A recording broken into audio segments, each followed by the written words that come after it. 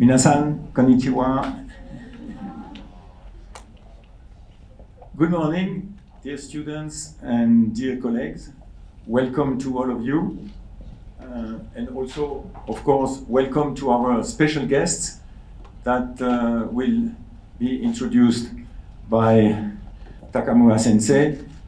From METI, we have guests from METI, from the Reconstruction Agency, and from the Innovation Coast Framework promotion organizations. I think Mayor Endo is not there anymore, but it was really a great presentation that he made to us. I also welcome, of course, the media and thank them for taking an interest in our training activities. MINPO, MINU, I know these media for many years. Well, I'm in charge of facilitating this panel or this workshop, which will be in two parts. The first part is a presentation of the activities of the key international organizations which are with us, which have been with us and are today with us for this training course, ICRP, IEA, NEA. And there will be a second part, which will be a short dialogue between the students and the panelists. I will introduce the panelists. We have, I take you as, here, you have Jan-Henrik Kruse from NEA. Then we have Uwe Scholz from the IEA. We have Prakash Ender from Singapore. Dominique Laurier from IRSN France.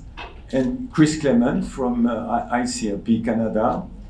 And Thierry Schneider from from France.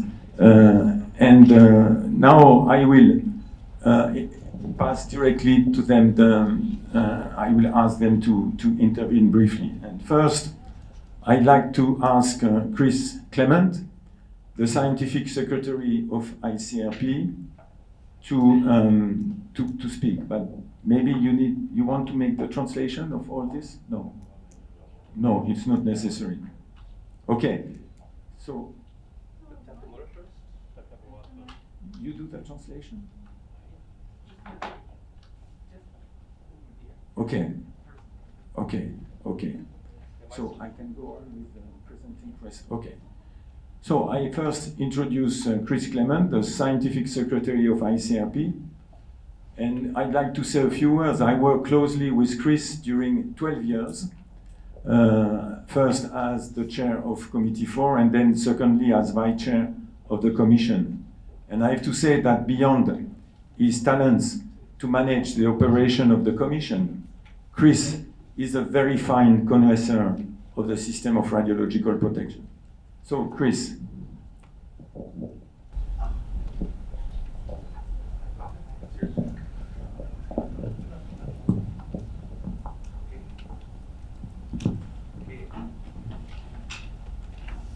Well, thank you very much for the kind introduction. I have my hands full. So, let me go back one slide. So, as introduced, my name is Chris Clement. I'm Scientific Secretary and CEO of the International Commission on Radiological Protection. And I thought I would start with an introduction. It was very nice this week first to start with informal introductions with the students from Nagasaki University. So we got to know them a bit before the formal introductions today. So I'll say a few words about myself and my career and then a little bit about ICRP itself. So my background is in physics and computer science and medical physics. Those are my 3 degrees. And I'm also a certified health physicist. I come from Canada and I went to university at 3 universities in Canada. I spent 10 years in radioactive cleanup projects across the country working for the Canadian central government. And then I moved to the Canadian Nuclear Safety Commission, which is the regulatory authority in Canada. So I then spent 10 years regulating radiological protection in Canada. And at the end, I was head of radiation protection regulation for the country. And then in 2008, I was enticed to join ICRP as the Scientific Secretary and Chief Executive Officer, and I've been in that full-time position ever since. On the side, in my very spare time, I'm also a member of the IRPA, International Radiation Protection Association Executive Council, which is the international association of RP professionals, more than 18,000 people around the world. And I've been vice president of that association since 2021. And relevant to our week here, since the accident Fukushima, actually starting in 2010, so before the accident, I've spent about a year and a half total in Japan over many trips. And it's been a great pleasure and honor to be able to be in that position. So a little bit about ICRP, the International Commission on Radiological Protection. We've been around quite a long time, although not in the Japanese context, since 1928, nearly 100 years. Our work is the basis for all ionizing radiation protection standards, legislation, and practice worldwide. So United Nations organizations like the IAEA, World Health Organization, International Labor Organization, and so on, use our recommendations to form their standards and other agreements. In addition, national authorities use our recommendations to set rules and regulations for each country all around the world.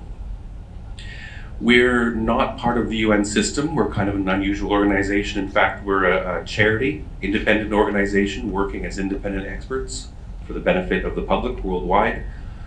We don't work for industry either, or governments. We're independent in giving our advice. We have about 300 now, maybe closer to 350 experts in more than 40 countries all around the world, including many in Japan.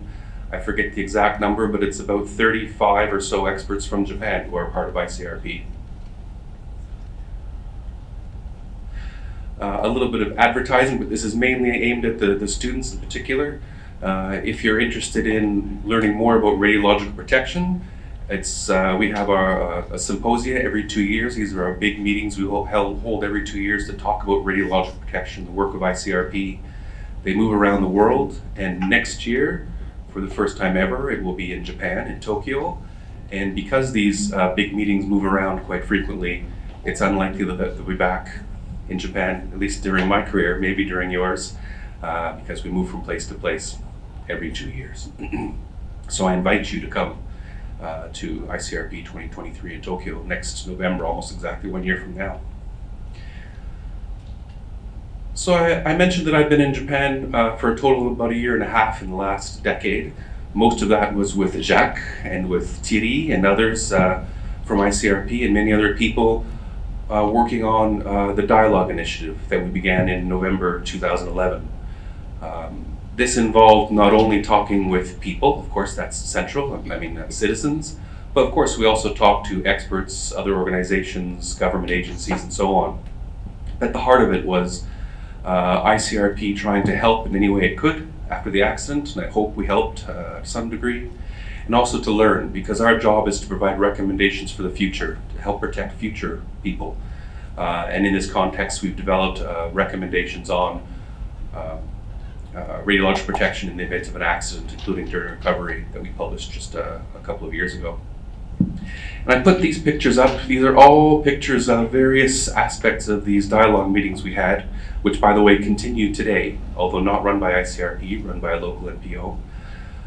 Just to express the idea that dialogue is not just about talking. I mean, you see a few pictures there of people talking in very formal-looking settings, but it's more importantly, it's about listening and discussing, and it's about building a shared idea, shared narratives, shared experiences, and it's not always verbal. You can see one farmer here showing off his fantastic local goods, some drummers showing off the local cultures that's meant to be maintained and try to be retained after the accident, and so on.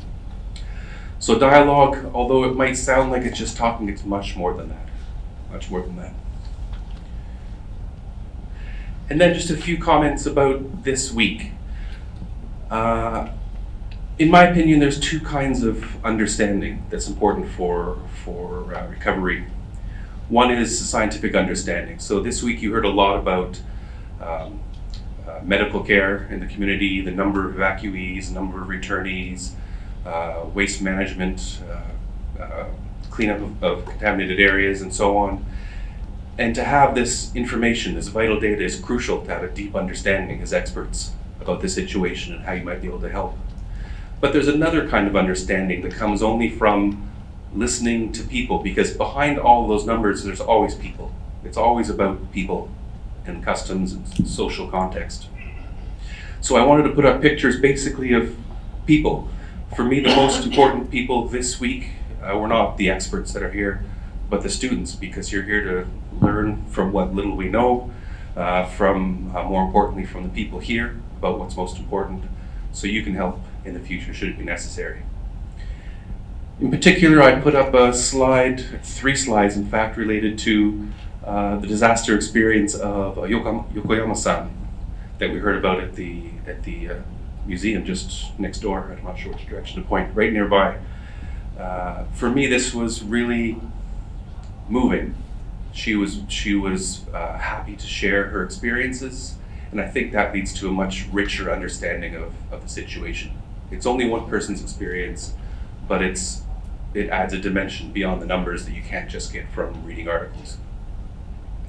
And finally, let me mention Takamura Sensei, because although there were many, many people involved in making this week a success, he was the glue that made it all stick together. I'm not sure, there you are. Without whom this just wouldn't work. So thank you very much, Takamura Sensei, for this opportunity for the students, but also for us, the experts coming from abroad, to learn a lot more. Thank you very much.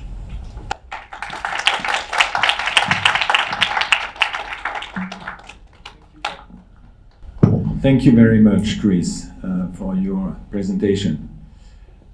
We are a little bit under pressure of time, so I will ask Uwe Scholz now to make his short presentation. You know, Uwe is Program Implementation Officer at the Department of Sciences Application at the International Atomic Energy Agency. I met Uwe in 2015 in the context of the series of symposium supported by IAEA to promote STS, Science and Technology Studies, in the curriculum of Fukushima Medical University, Hiroshima University, and our university in Nagasaki University, in relation, of course, with the recovery process. Uwe has always been very supportive of the training activities related to the recovery process. The floor is yours, Uwe. Yeah, thank you, Jack, and thank you, Professor Takamura, and all people involved for bringing us today to here. And it's a pleasure to be here back in Japan after 3.5 years absence. It was really an emotional torture. I try to do my presentation now. It's about the preparedness and recovery. I follow to some extent the suggestion from Jacques Lochard, and I will talk a little bit about the agency response, communications, human health, environment, networking, and future. And I'm not going to read all the slides to you, I just go quick through the presentation and I hope it can be understood. Next one. Yeah. This gives you a short summary about what the IAEA was doing since the accident in Fukushima from March 2011 until basically 2021. And I will talk more in detail about this in the next slide. It's never ending, the kind of challenges the International Energy Agency is facing, which affects us all over the years. As there has been a suggestion to talk a bit about the IAEA safety standards, it's just important for you to know now that the IAEA establishes the safety standards for protection of people and the environment from harmful effects of ionizing radiation.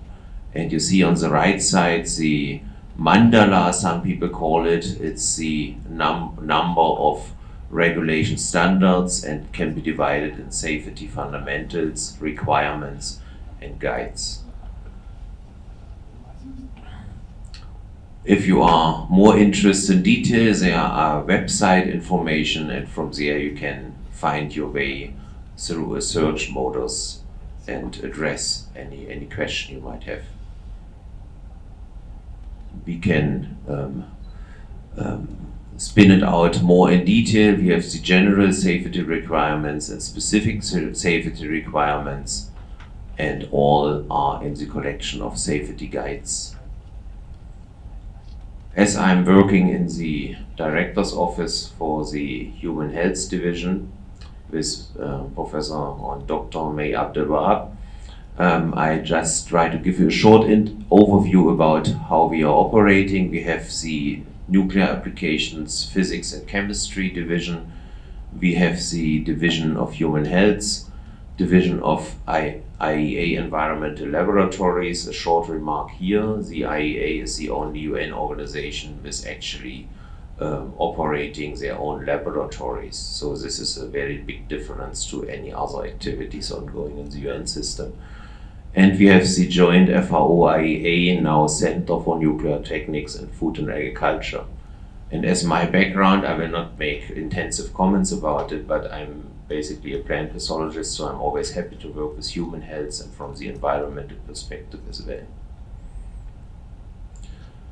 When we talk about communication, there are certain things involved. First of all, it's our brain. Yeah? We have here, we can go back very early in the history where the certain function of a human bodies are located in the brain areas, but you can go very much in detail. As you can see on the right side, the sympathetic nervous system and the parasympathetic nervous system, all this plays into account when you communicate with people and populations. And yeah, communication strategy, everybody knows is in this room, I think, ask, listen, observe, help, and ask again. So did you achieve something, or questions are still open? We can go so far. I just show you maybe the right side of the image.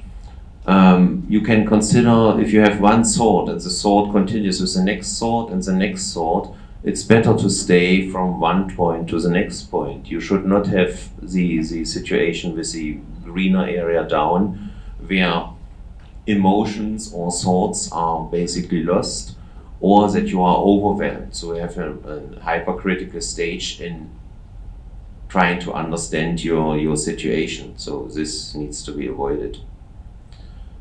Risk communication and risk management can be divided in ecological risk management and human health risk assessment.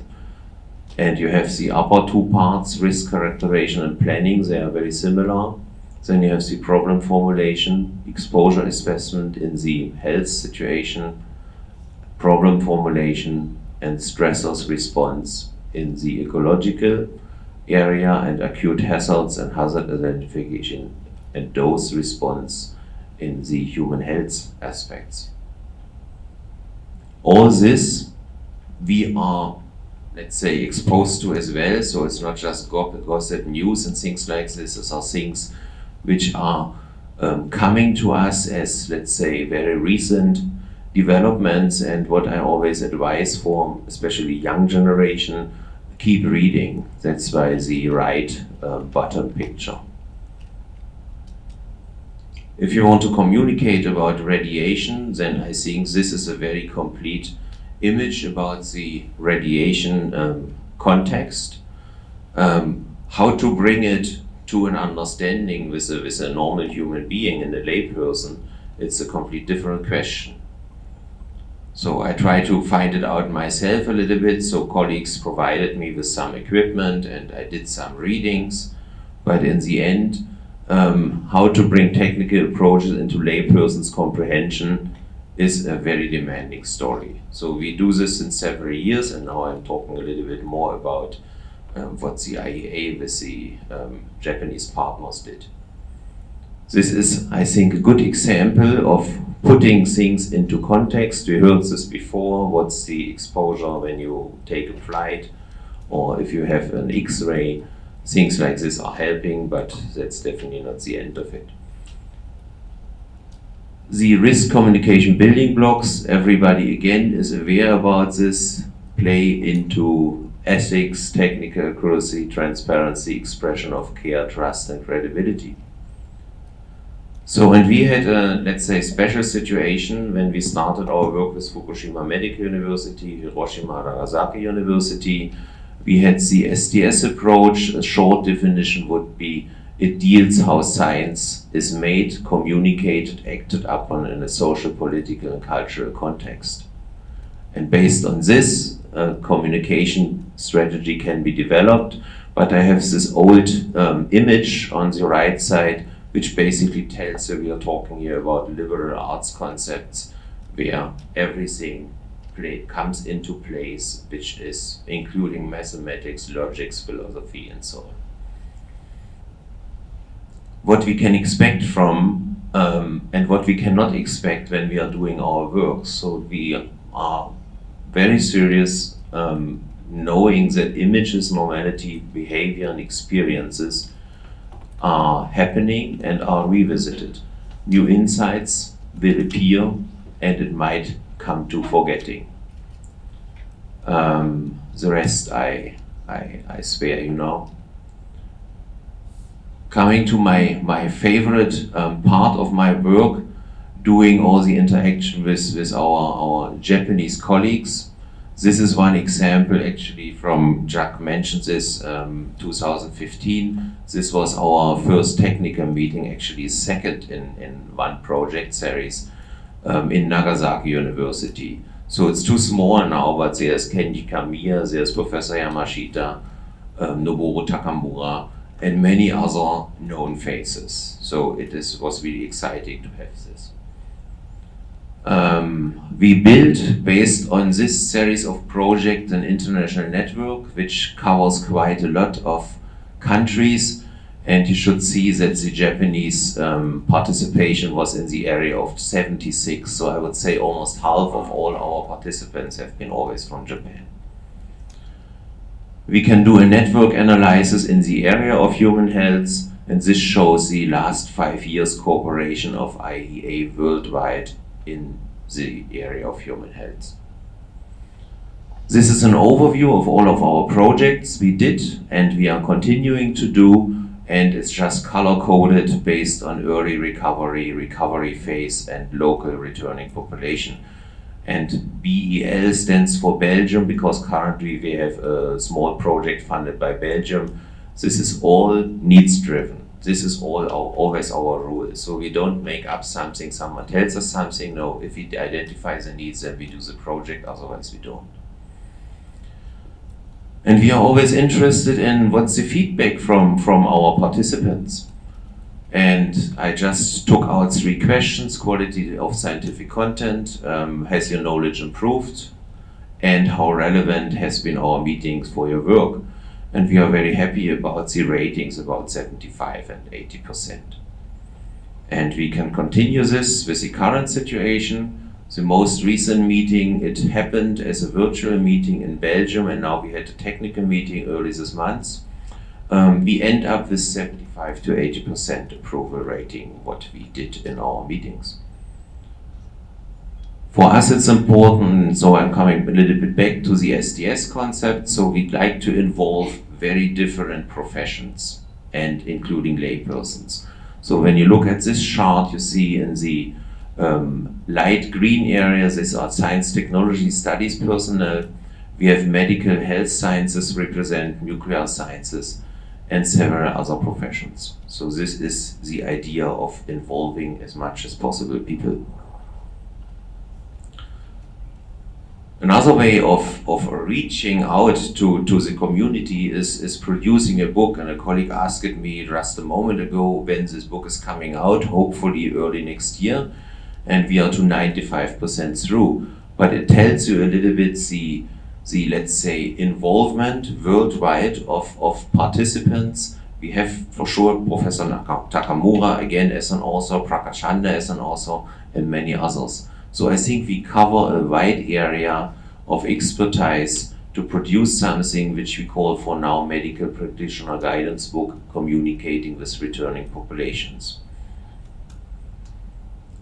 I will very quick go through. This is just an extract from one of the book chapters. It tells you basically how we could try to explain to medical doctors and even other personnel how farmers making their decision. You know, if you try to communicate it, you don't know a little bit about what they are going to do, then you have a serious problem. You will never get the idea how to advise. This is another example, basically an overview. Who is asking? On the left side, we have the crop production, husbandry issues, what for? Who is answering? Are this the authorities? Are this the experts? Are this the medical doctors? And what is their capacity? And then consequences and some suggestions on how to understand, respond, and discuss. And this maybe summarizes this a little bit. We have the medical doctor's perspective at the bottom area, at the top area, the farmer and producer interests, and then you have the radiation measurements in the middle, the understanding for it, and it goes up to the food processing, dilution, and consumption frequency. So all this needs to be considered in communicating with the farming communities.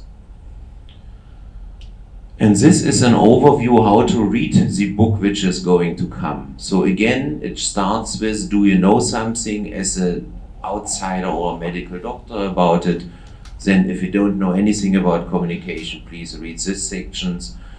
If you need to know more about radioactivities, refer to this several sections.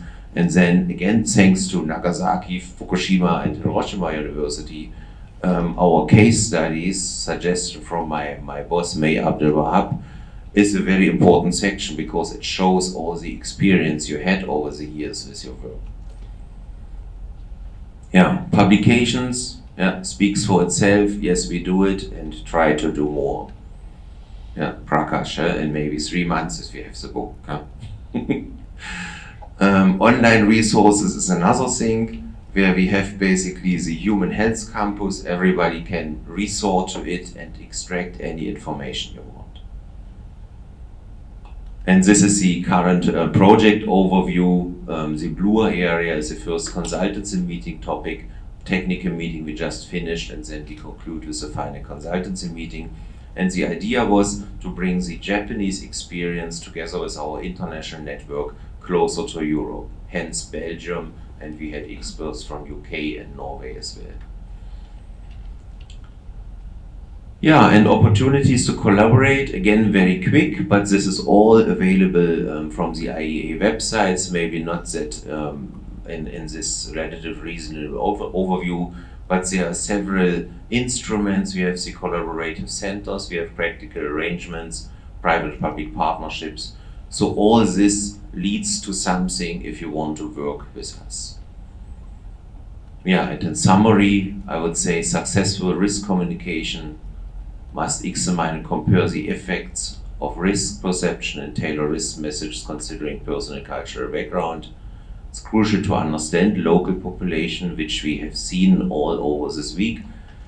They are an efficient way to improve communication and promote mutual understanding between concerns population, patients, and doctors is via education and interpersonal skills training.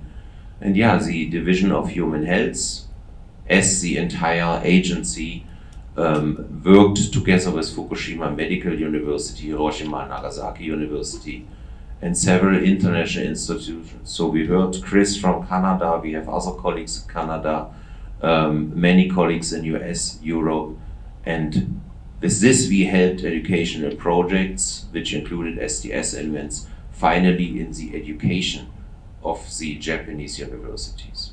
Thank you very much. Thank you very much, Uwe, for your comprehensive presentation. As we are maybe running a little bit out of time, I will ask Thierry to make his short presentation. Thierry Schneider is currently director of CPN. He is also the chair of ICRP C4. He will address you today as chair of the CRPPH, the Committee on Radiological Protection on Public Health of the Nuclear Energy Agency. I have to say that also Thierry is one of my best friends. I have to say also that we worked very closely together during more than 30 years. He accompanied me during all my professional adventures, particularly in Chernobyl and Fukushima, but in many others also. I have to say that I owe Thierry a lot. Thierry, the floor is yours. Sorry, we have just.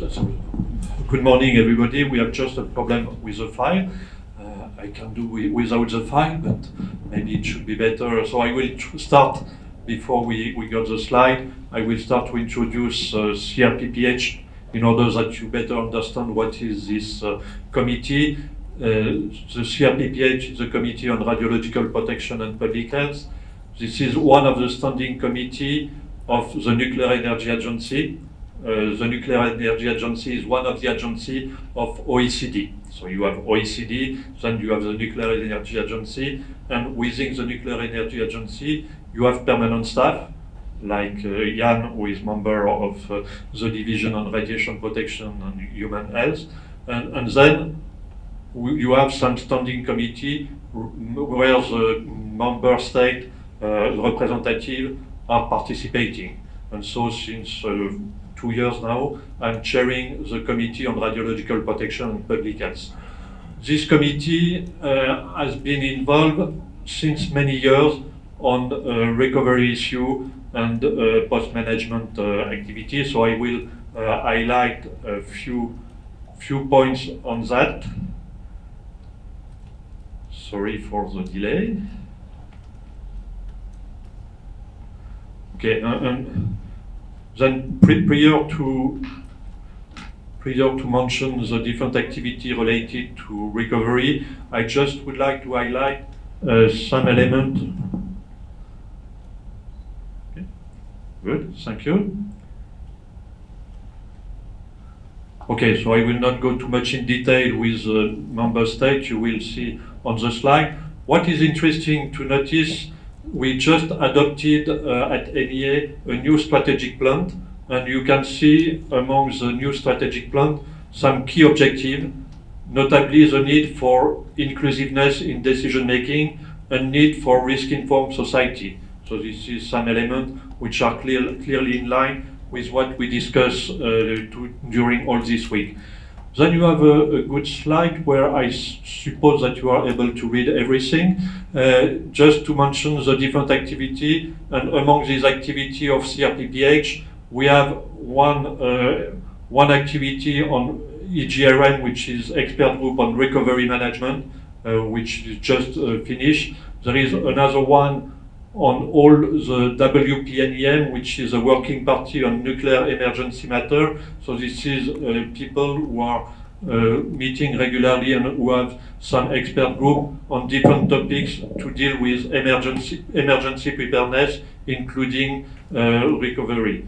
And within that, there is one element that I will detail. It's about the INEX, which is an exercise to be done every 5 years at the international level in order to prepare, to discuss together some key issue on preparedness for emergency and recovery. And then I will also highlight some element about education. So briefly, the first point on recovery management, we have just organized last month, at the end of last month, a workshop on preparedness dedicated to recovery. We discussed, notably this morning, the importance of activity related to preparedness with regard to recovery. And this workshop was largely relying on the lessons from Fukushima, and our colleague from Japan were very active in this workshop. Associated with this workshop, I recommend you to download a report which has been done with this expert group on preparedness for recovery management.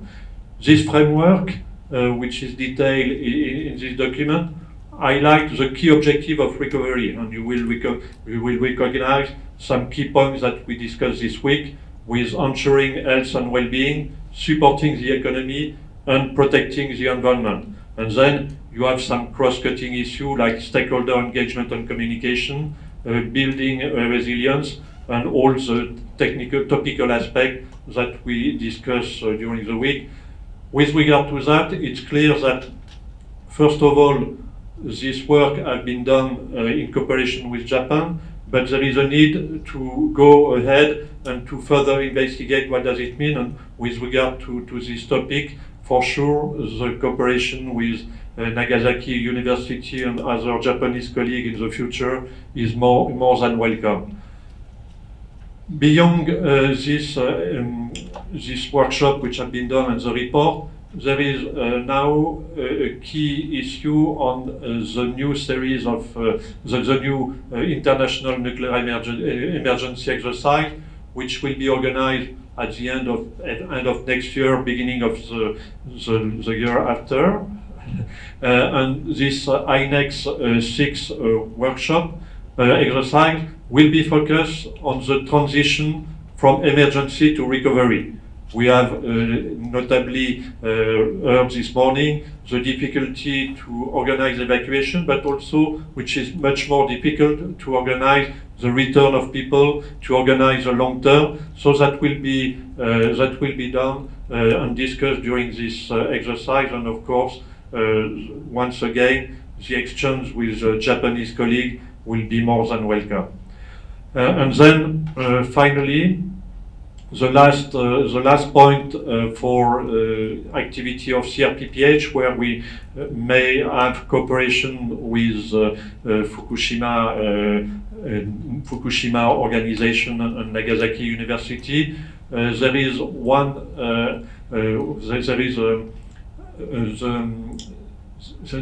a training course which is organized every year, which is the International Radiological Protection School.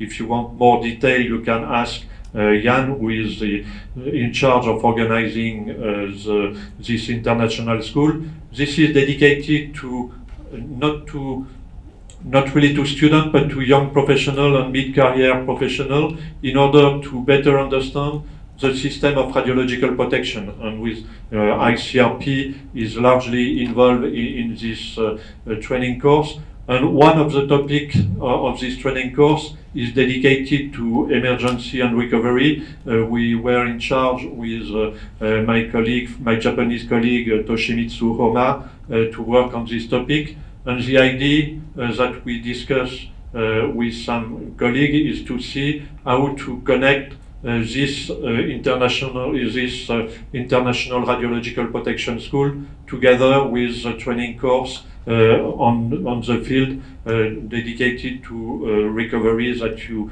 have here. So probably we will try.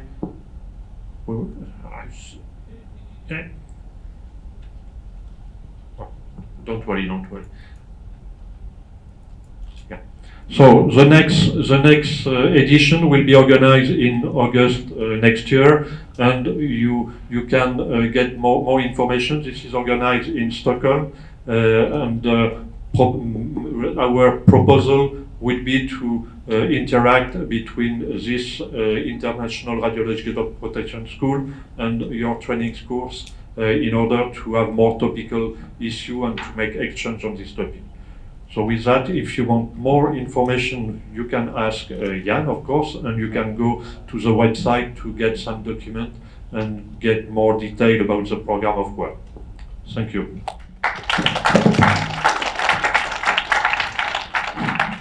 Thank you, Thierry. It's good that you have made the connection between the course, the NEA course, and also the activities which are ongoing here in Fukushima. Now we will have a last speaker before to give the floor to the students to ask questions. Although it was not planned on the program, last evening I discussed with Dominique Laurier, and Dominique presented me a few graphs. I found these graphs so interesting that I said you have to prepare a few slides for the students. And this is what he is going to prepare, to present. Dominique, just to remind you, is deputy director at IRSN, the Institute of Radiological Protection and Nuclear Safety in France. He is also the chair of ICRP Committee 1 and as such a member of the main commission. I met Dominique in the context of ICRP in 2013, and since that time we have been colleagues exchanging a lot about the system of radiological protection. And to finish my short presentation, I think, Dominique, you have to be aware that Dominique is among the best epidemiologists for radiation in the world. Yes. The floor is yours, Dominique. Thank you, Jack, and I will try to make it very, very quick.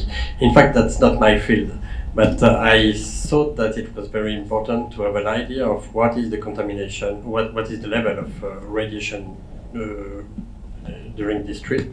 And so I spent some time making measurements almost everywhere here in this room, but also in the bus, also in many different places. That's what I'm going to present very quickly. So what I used is this. So what we need two things. The first one is the measurement device, and I'm looking at the students, but so you all see it. And also you need a phone, because there is a connection between both. And so from the phone you can control this measurement device. You can upload the results. You can put it on the web. And so the idea is to have a map of measurement, and everybody can contribute to that.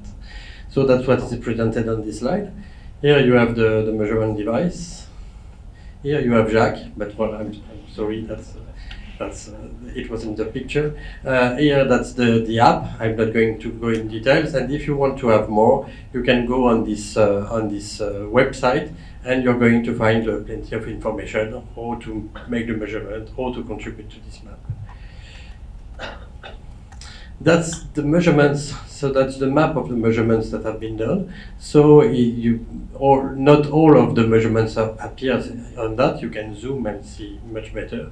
If you click on one result, you can have the date and the result and everything. And the colors are corresponding to the levels of measurements. So deep blue is very low. Green is a little bit higher, and well, that's the color corresponding to the maps. So here is the hotel, I think. Here it's where we are today. So I think it's Futaba. Here it's the visit of the waste disposal, interim waste disposal, and here that's Kawachi, and I think that's where we were yesterday afternoon for the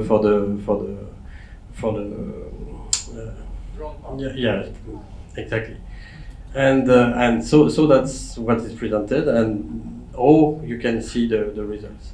Now I'm going to go into several also for each of the measurements. So this is one pattern of exposure that has been taken yesterday.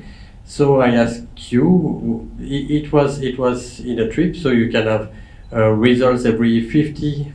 Each time you have 50 counts, then you have the measurement, because we need some time to make sure that the result is almost stable. So what pattern is it corresponding to? Do you have an idea? It was yesterday. That's something I made during it's corresponding to the measurement yesterday afternoon. So in Kawachi, in the yesterday afternoon, and that's corresponding to 0.15 approximately. That's what we have done in the small trucks, during the trip, with a very good driver I don't know where she is. And so that's the kind of pattern that you can have. A second one. Students, you have to guess. I mean, Yeah. this is a quiz. So for this one, can you guess what? So it was again during a trip during the week. Can you guess where we left from one place to another place? Can you guess what this pattern corresponding to? The route in the way to No, it's not the decommissioning site. That's in the bus. yeah, Another guess? on the way to the Kaohsiung village and the house, maybe in the area is not decommissioned. Exactly. That's on our way to the Tomioka. So here, that's the departure from the hotel. The levels are very low. The road is we are going closer to the nuclear power plant, and you can see that we can reach levels that are much higher. And after that, it decreases, and we reach Tomioka. Let's say 30 minutes after that. So from these measurements, we can see clearly that there are some variations of the dose rate, gamma dose rate, just from measurements that have been made in the bus. Another one. Which one? Can you guess? The levels are higher, and with a lot of variation between different places. Exactly. That's the visit of the interim storage site with levels that reach 2 microsievert, but most of the values that are clearly below 1 microsievert per hour. And the last one, can you guess where it was? Oh, just this one. The levels are much higher. Of what? Exactly. That's during the flight from France to Japan, and you can see that the levels are much higher. So during the flight, clearly the level is approximately 6 microsievert per hour, and you can see that during one flight we can accumulate a dose which is clearly higher than what we received during the week afterward. So that's it. So the idea was not to present a global view, but just to give some examples of how we can make some measurements and with the idea that everybody can do that. Thank you very much. Thank you very much, Dominique. It was very interesting, and I think that our students have appreciated this presentation. And now, before to come to the questions, Takamura Sensei is going to say a few words.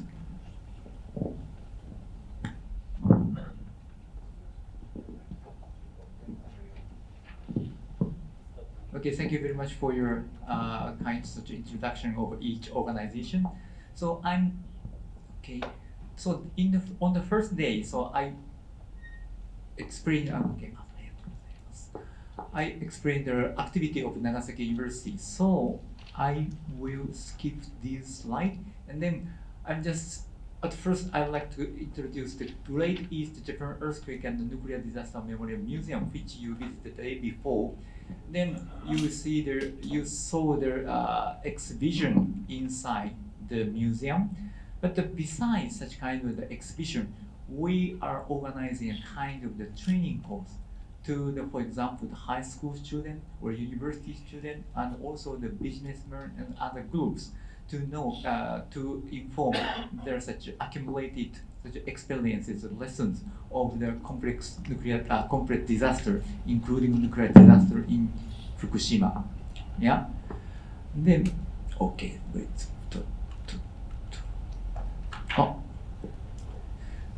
I just introduced the 2 national projects which are ongoing in Fukushima.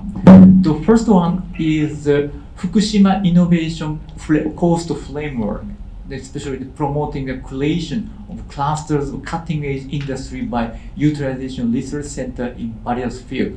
This is the aim of this project is that after the nuclear disaster and earthquake and tsunami, so the number of the population in this coast area decreased, and then also the industries in this area were severely damaged. To revitalize in this area, so this project has established the new technology, new industry in this area. In detail, for example, decommission technology, which is essential for the decommission of the nuclear power plant, and also robot and drones technology, which are also very essential technology for promoting the decommission. And besides that, the new development of the new energy, new agriculture, medical industry, and so on. So actually, so our this training course, this seminar is financially supported by this project. So thanks to the Innovation Cost Framework Organization. So our museum is one of the hub of this Innovation Cost Program to open the result of this project. And then another project is Fukushima Institute for Research, Education, Innovation, is so-called FREI, which is going to establish from the next year by the Japanese government, mainly the METI and the Ministry of Education and also the Ministry of Environment and the Reconstruction Agency. So the aim, there is also the 5 research topics: robotics, agriculture, energy, radiation science, and then collection, dissemination of data and knowledge on nuclear disaster. Actually, our museum is going to participate in this research field. Yeah, and then so the aim is clarification and dissemination of information on the environmental dynamics, and also conduct a survey, research, and dissemination of information of Fukushima's recovery, including collaborating with international organizations. So, in this point of view, so on coming March 13 to 14 or March of next year, we are going to organize the kind of the kickoff symposium of this research area. So we are going to invite the experts from international organization and also invite the students in Japan, of course including foreign students, to to discuss the future direction of this new such a research project. So details we will discuss in details about the symposium on the coming March. Thank you very much.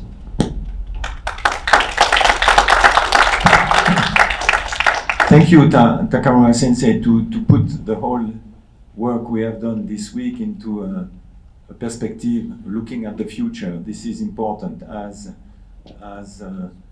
Mayor Endo mentioned this morning. You know, don't look to the future. Well, now is coming the time for the students to ask questions and to dialogue with the panelists.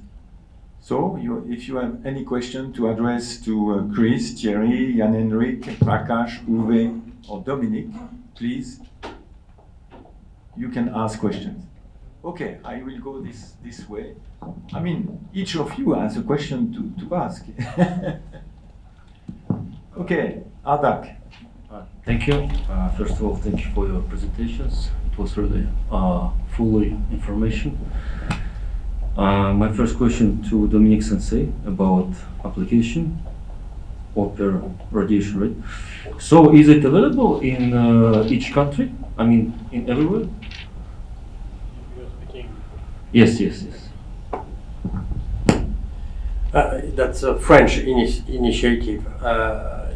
Close to each of the nuclear power plants in France, you have associations, and the idea is to allow people living around nuclear power plants to make some measurements, and of course without any accidental situation, just to know how to make it, to know how to interpret it, and to be ready in case of changes or accident.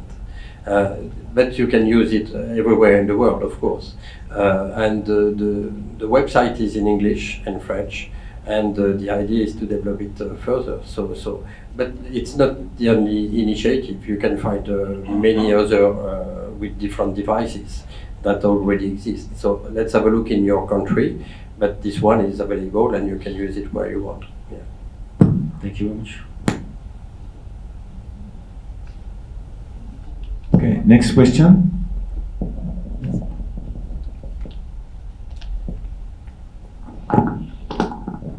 My question is maybe focus on the radiation protection and risk communication. I think Since can answer me. And as we can see, the radiation dose, the Dominic Sensei also show us is very easy to be understood by the experts and also the students. So we already learn about it.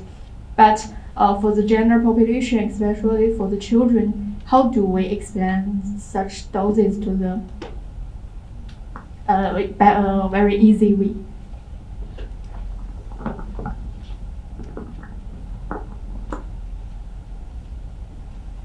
Yes, this is a good question. We have established, notably at the CPN, but together with some colleagues from France, we have established a cooperation with Japanese high school, and we are working with French high school to try to address the question of radiological protection, and notably to see what is at stake in Fukushima, but also what is at stake in the surrounding of the student environment. To do that, the objective is not to teach the people with theoretical aspect. The key point in order to we have seen that also with the discussion in Tomioka, in Kawauchi. The key point is to allow the student, the high school student, to make their own measurement, to understand progressively the concept of radiological protection. But we do not start with theoretical aspect. We start with a project which is meaningful for them, with their own environment, because to explain that in Japan you have this level of dose rate, this is not really easy to understand. So this is one element that we did. And the other point is to have testimony, and it's why we have cooperation with Japanese colleagues. We used to have also cooperation with Ukrainian and Belarusian colleagues in order to get the testimony of their activity, but together with testimony or activity presented by the French student. So this is some elements that we did, and that the last point is that we were able, before COVID, to have regularly some visit from high school students from France who came to Japan, to Fukushima Prefecture, and to live with their colleagues from Japan. So I think, first of all, to be practical, and this is what we used to discuss after the Chernobyl accident and nowadays with the Fukushima accident, to have practical radiological protection culture. The culture is not something that you can learn in the book. You need to make practical aspect. I hope I respond to your question. Okay, next question. Shara? Thank you very much. I have a question to Mr. Chris Clement. So, Tokyo Electric Company, the TEPCO, they have a plan to grow the seafood at Fukushima Daiichi nuclear power plant site. So, it's believed that the company was motivated to do so to reduce the concerns over the plan of TEPCO to discharge the contaminated water into the ocean. So what do you think about this, and do you think would it increase the level of, level of trust between the residents and authority? It's a good idea. Thank you for this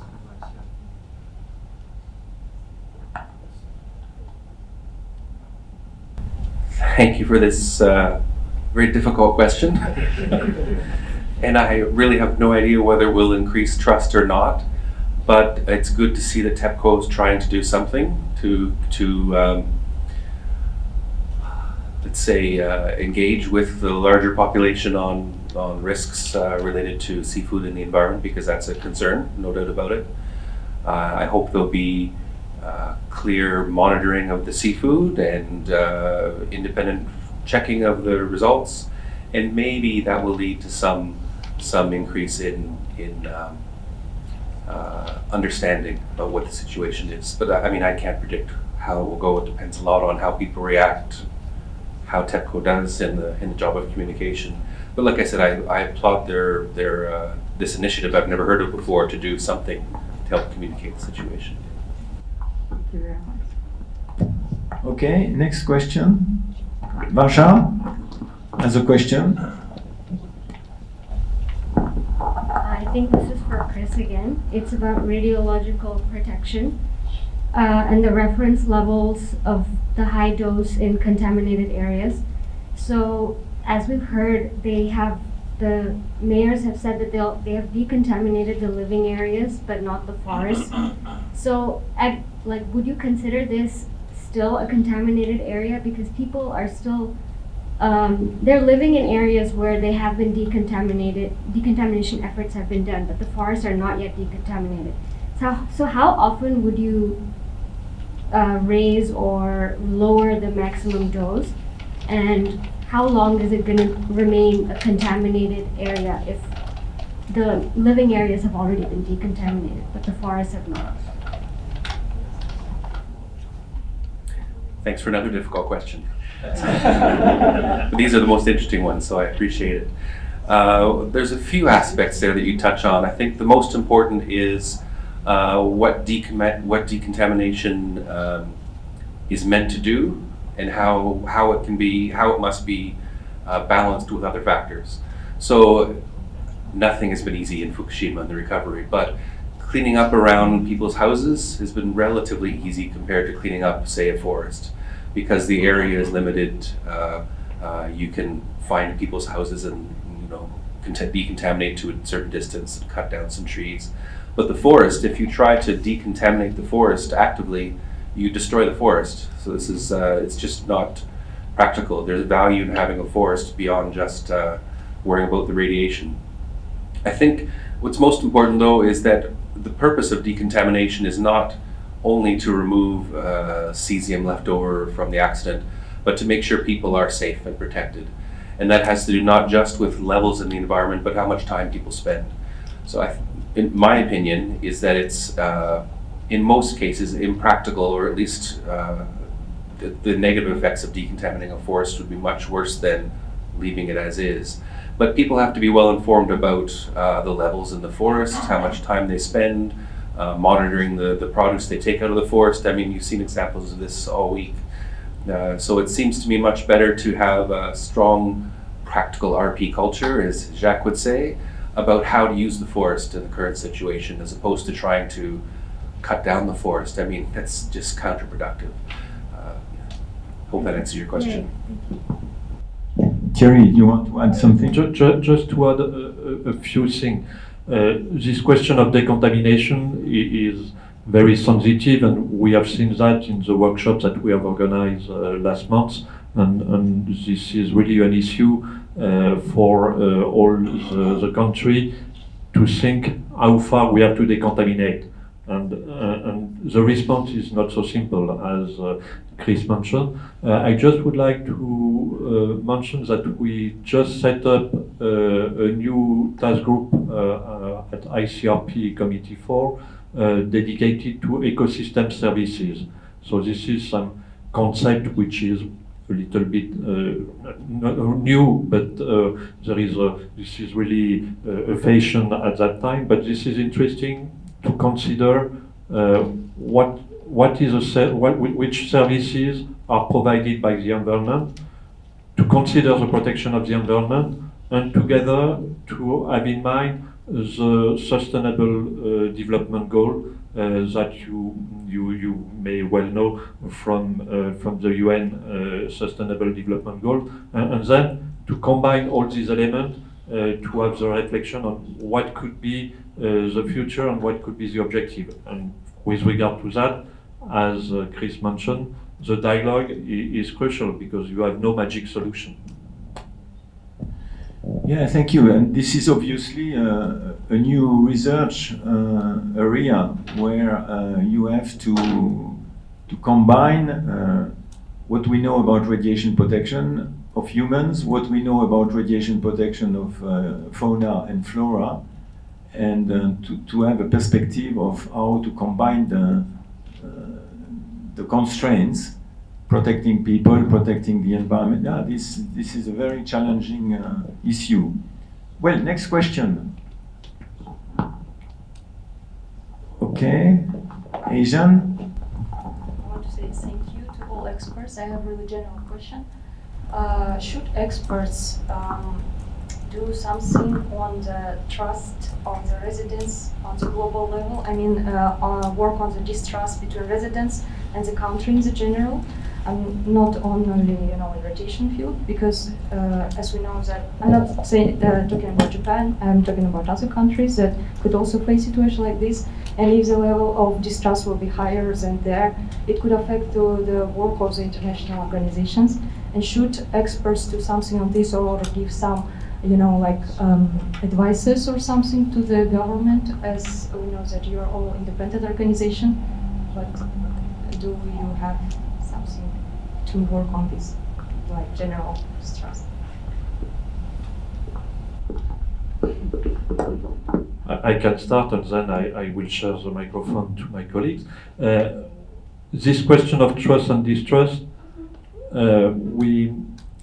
when we started the dialogue in Fukushima in November 2011, and with colleagues from Japan, from ICRP, and with Jacques and Chris, this question of trust and distrust was already on the agenda, and that was really challenging for us to come and not to deliver a message and explaining what they have to do, but really to start to listen to the people.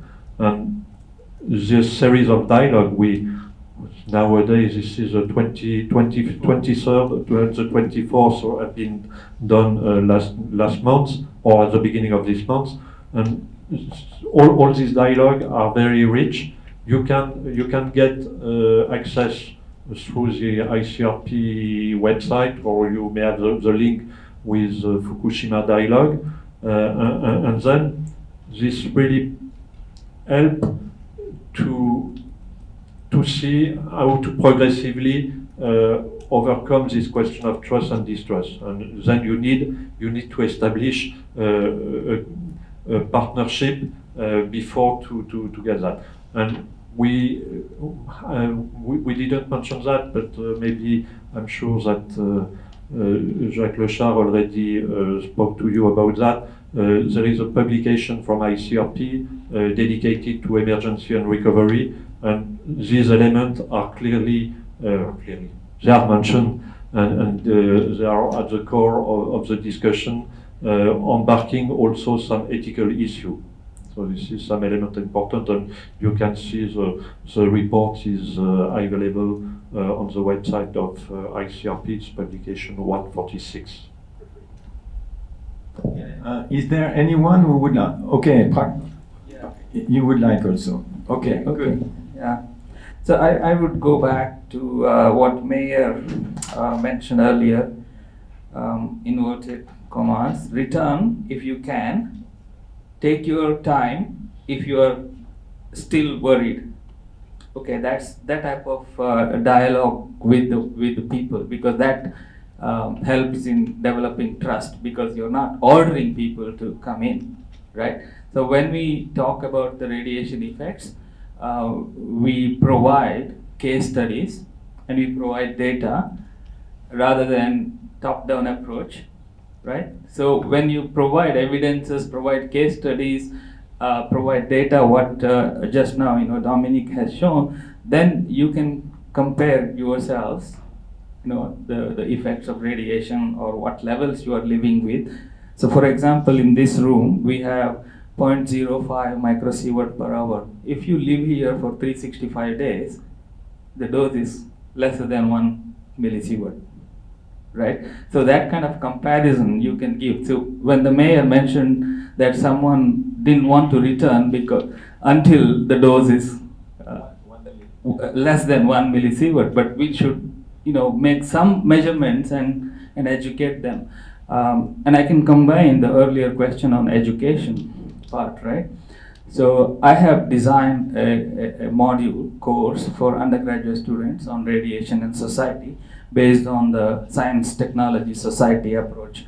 And this was well received by our undergraduate students. It's a discussion based module, not lectures. Just I don't teach radiation physics, I don't teach radiation biology, but just approach, perception, risk communication, etc. So we have published that. I just sent the paper to Jack, and it's a semester-long course. So you can't have a dialogue once and educate people, because you need to communicate continuously so that they will understand something.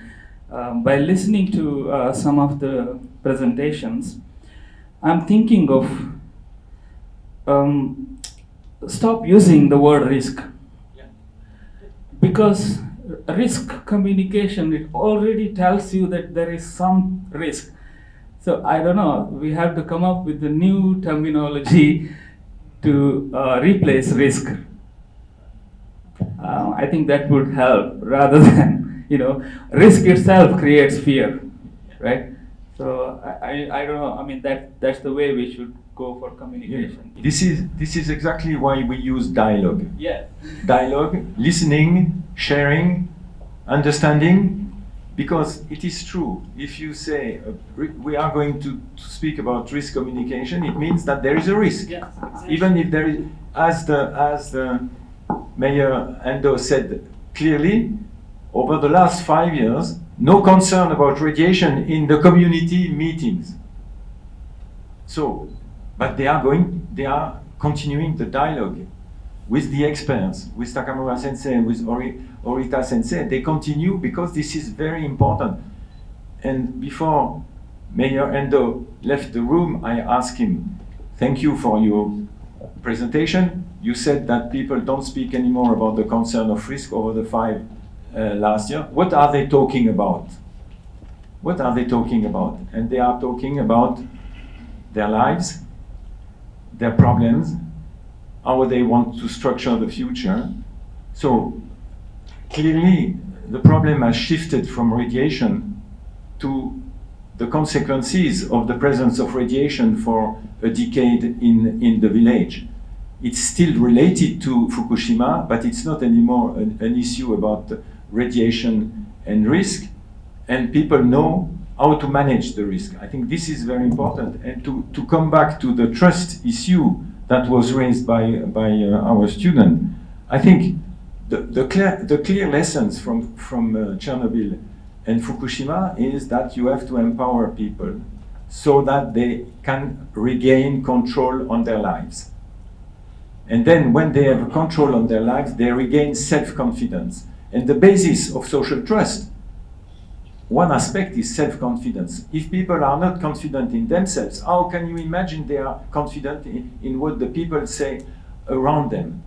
So self-confidence is a crucial dimension, and to regain self-confidence is to acquire the knowledge, to understand what is important, not important, to know where is the contamination, when you are exposed, how you can protect yourself. When you have this in your hands, and radiation, you don't play the role of radiation. I think this week this is a clear illustration. And above all, you have to be faithful. You have to not to abandon people. I think the example of Kawauchi is in this sense is the best, because you have people from Nagasaki, from our university, who are devoted, who are returning. They know people, they dialogue with people, they listen to their concerns. And can you imagine if they have been there once doing measurements, writing a paper, publishing it in a scientific journal, and then never going back? They would be totally ignored. No impact at all. So this is a very important thing. If you embark yourself in trying to work with people, to help them to regain confidence, you have to be faithful. You cannot go one time and just abandon. Take the example of the Nagasaki professors. They have been excellent over a decade. Yeah. Thank you, Jack, for mentioning about our activity. So, in addition to probably, you know that the most important thing to build trust between the experts and then resident. The most important thing is to know the culture, to know the life of the resident. It's very important. So about Kawaguchi, you know that the mushroom is one of the culture, tradition of the resident. Of course, it is very important, very easy to say that all this mushroom exceeded the 100 becquerel per kilogram, so you cannot eat. This is very simple, very easy. But to make a trust, we think about their life, their tradition. Yeah. So that's why. So we can calculate the dose if you eat one time. So this is only 1% of single chest X-ray, something like that. So we can discuss and they think together according to their tradition and life. This is very important for experts to build the trust in affected areas.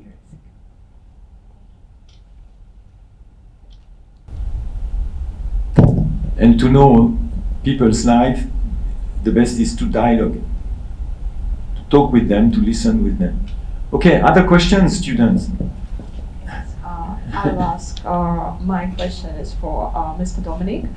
Thank you for your presentation and for your sharing your measurements. I wanted to ask, how can we encourage people to join us making these measurements? Because we discussed it yesterday that this equipment is a bit expensive for people and not many people can afford it.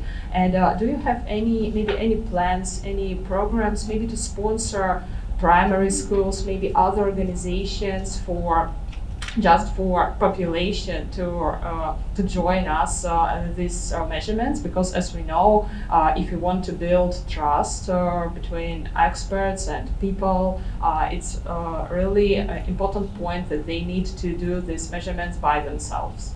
Thank you.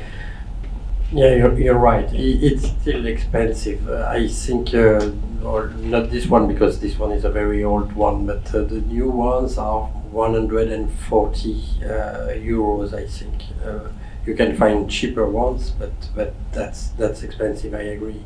But it will decrease, I'm sure. The more the people will use it, the less the price will decrease. And it's possible already, I think, to have some partnerships between the associations, so Open Radiation, and some schools or some. I was speaking about these commissions that are located around each of the nuclear power plants in France, and the idea is to provide this kind of tool with a lesser price, so that it can be used by many people. So I think it will decrease in the future, yes. But at the time being, I agree that's still a little bit expensive. Thank you.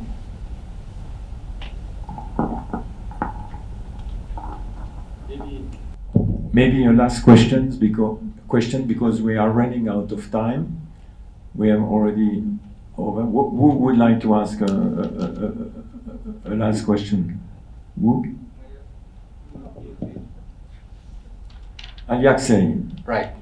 So I'm a student of Nagasaki University, master course of radiation and disaster management sciences, And first of all, of course, I want to say thank you to all of the experts because, during being student, actually, the only way how I know your organizations and your work is only via articles and publications. And now finally, like the all organizations is embodied here. So it's kind of a reminder for me that at the end of the day, it's all about humans and all about relations between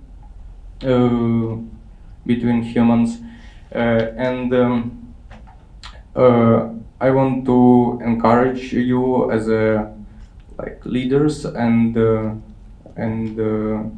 high decision makers to do these events, to participate in events like this more often, because you could not even imagine how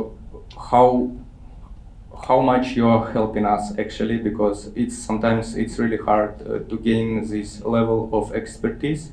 So I'm sitting here close to you, trying to absorb some expertise, That's why I'm. Yeah. So the kind of red lines that I get through all this week and and even in a lecture of Mayor Enda, it was one of his bullet point is that the anger is not a tool in all these disaster management communication. So what will be your answer? I address it to any of experts, you can answer if you wish.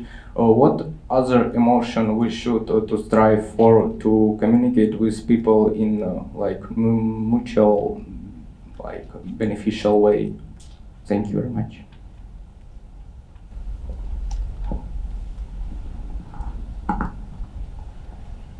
Yeah, good question.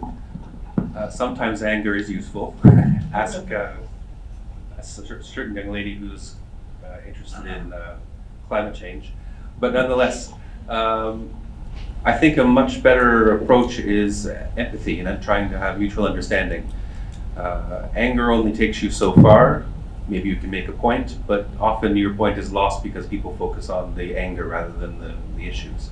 So something that we've tried to do through all of our work in Fukushima and other places is to first understand and then try to answer questions that are asked and help where people are asking for help. So empathy, I think, is important.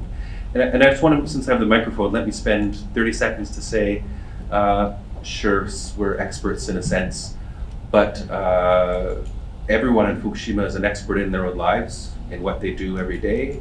We're not the only experts. You are experts as well in many respects, and in fact, I was extremely impressed by the questions that you asked Mayor Endo. My goodness, these were fantastic questions. It showed to me, anyway, that you have a deep understanding of the situation already, and some good ideas for how to help in the future. So congratulations to all of the students for that. Thank you very much. Thank you for your words, Chris. I think this is a good way to close this panel. We have learned a lot during this morning.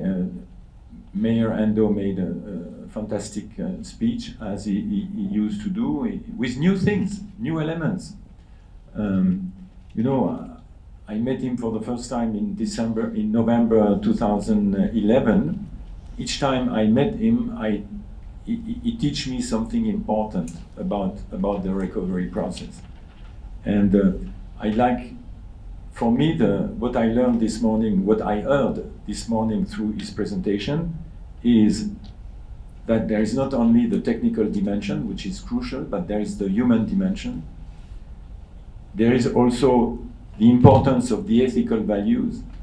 He spoke about fairness, he spoke about respect, humility, goodwill. I mean, all these values were there.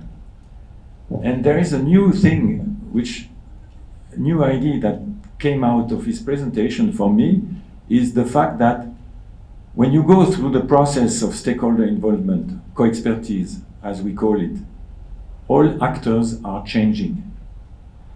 I mean, Of course, residents are changing. They learn a lot. They become more autonomous. Experts are changing. They learn a lot about the expertise. They learn how to listen to people and so on and so on. But I've heard that it's also a change in the authorities. He said clearly that he has changed his way of managing or living as a mayor and taking decision as a mayor. This is a very important point, which means that the post-accident situation, the recovery process, is changing deeply the people, all the stakeholders. I was really impressed. Okay, thank you very much for your attention.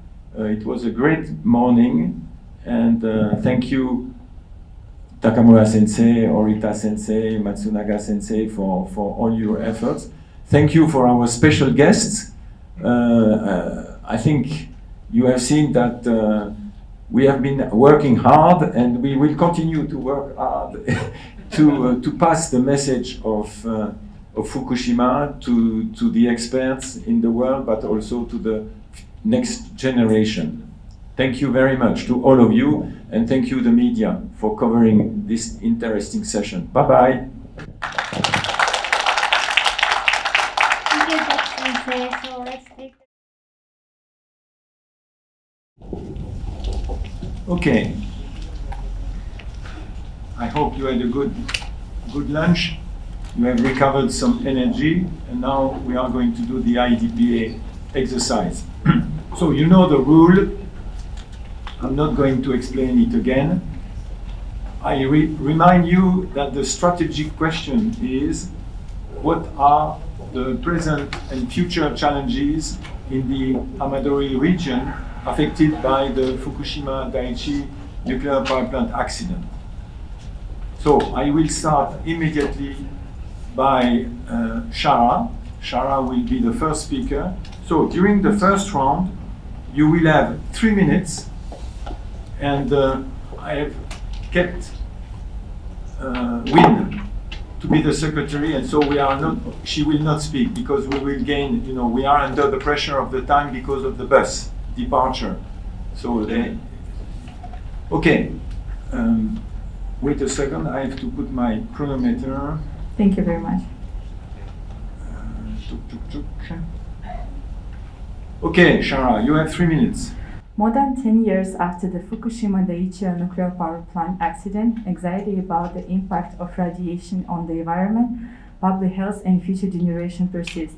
The accident has led to many risks for residents, including psychological stress related to the risk of evacuation and anxiety about the radiation. According to 2018 article, the total number of refugees peaked in May 2014 at around 165,000 people. Since the accident, various measures have been taken to work with the negative consequences.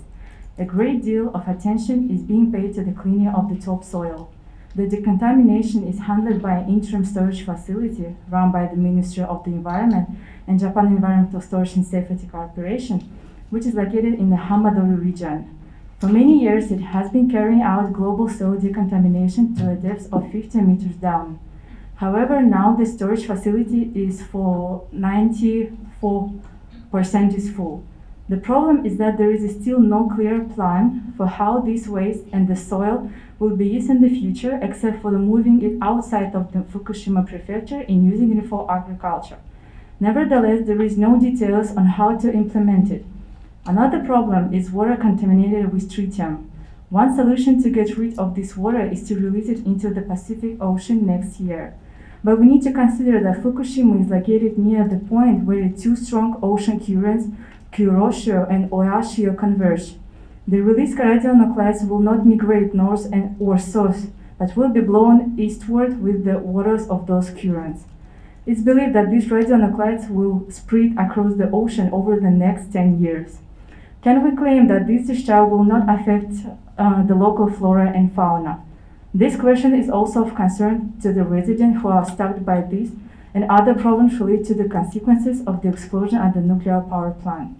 Now there is a big push to implement a plan to bring back the residents of Futaba, Okuma, Tameoka, and other cities. However, resident mistrust of the local authorities, fears of radiation, and other things are stopping them from making decisions. The key question is how to attract young people and whether the Japanese government will be able to rebuild the bridge of trust. Thank you very much for attention. Thank you. You know, normally you have prepared, you have well prepared your response, which is fine. But what is very interesting with the IDPA method is to be more spontaneous. You know, you could have said that to have prepared yourself is quite normal, but it's not very good if you just read what you have said. It would be better to express all what you have said, you know, the various items. And don't forget that the first question is what is at stake with the issue, with the present challenges, present and future challenges. Okay, so you have well responded, but avoid to just to read. Thank you. You're right. It's okay. Thank you. Next one. Can I start? Okay, you can go. Okay, thank you very much. Good afternoon to everyone. So let me start. So 11 years have passed since the Fukushima nuclear power plant accident happened, but I think that still there are a lot of problems and challenges that people face like right now and will face for a long time.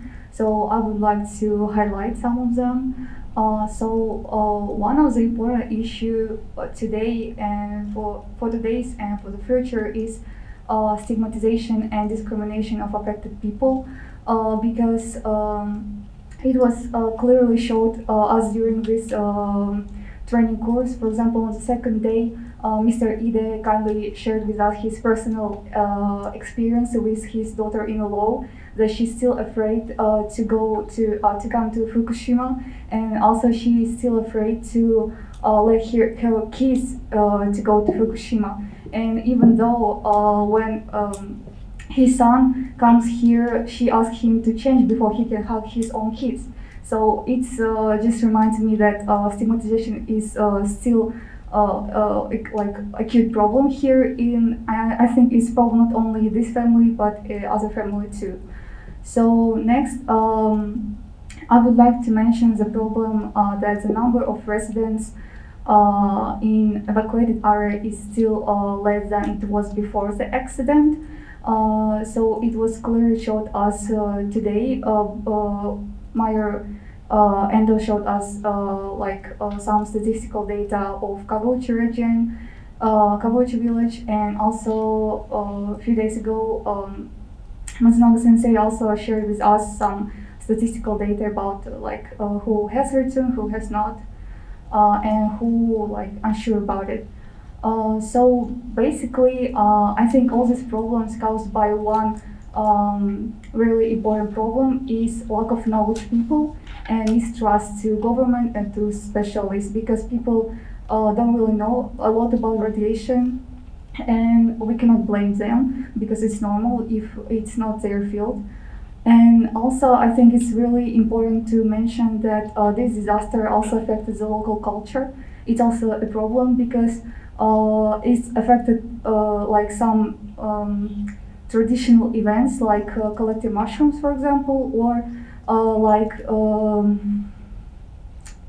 Yokoyama-san, when she shared with us her personal experience, she also mentioned that she afraid to about traditional dance. She wants to keep this tradition, and it's also a problem here, local culture. Yes, thank you. Thank you. You? Yes. At my opinion, firstly, I want to make my character like the residents here. And firstly, if I was a resident here, if I want to come back, firstly, I need money. And so that's the question.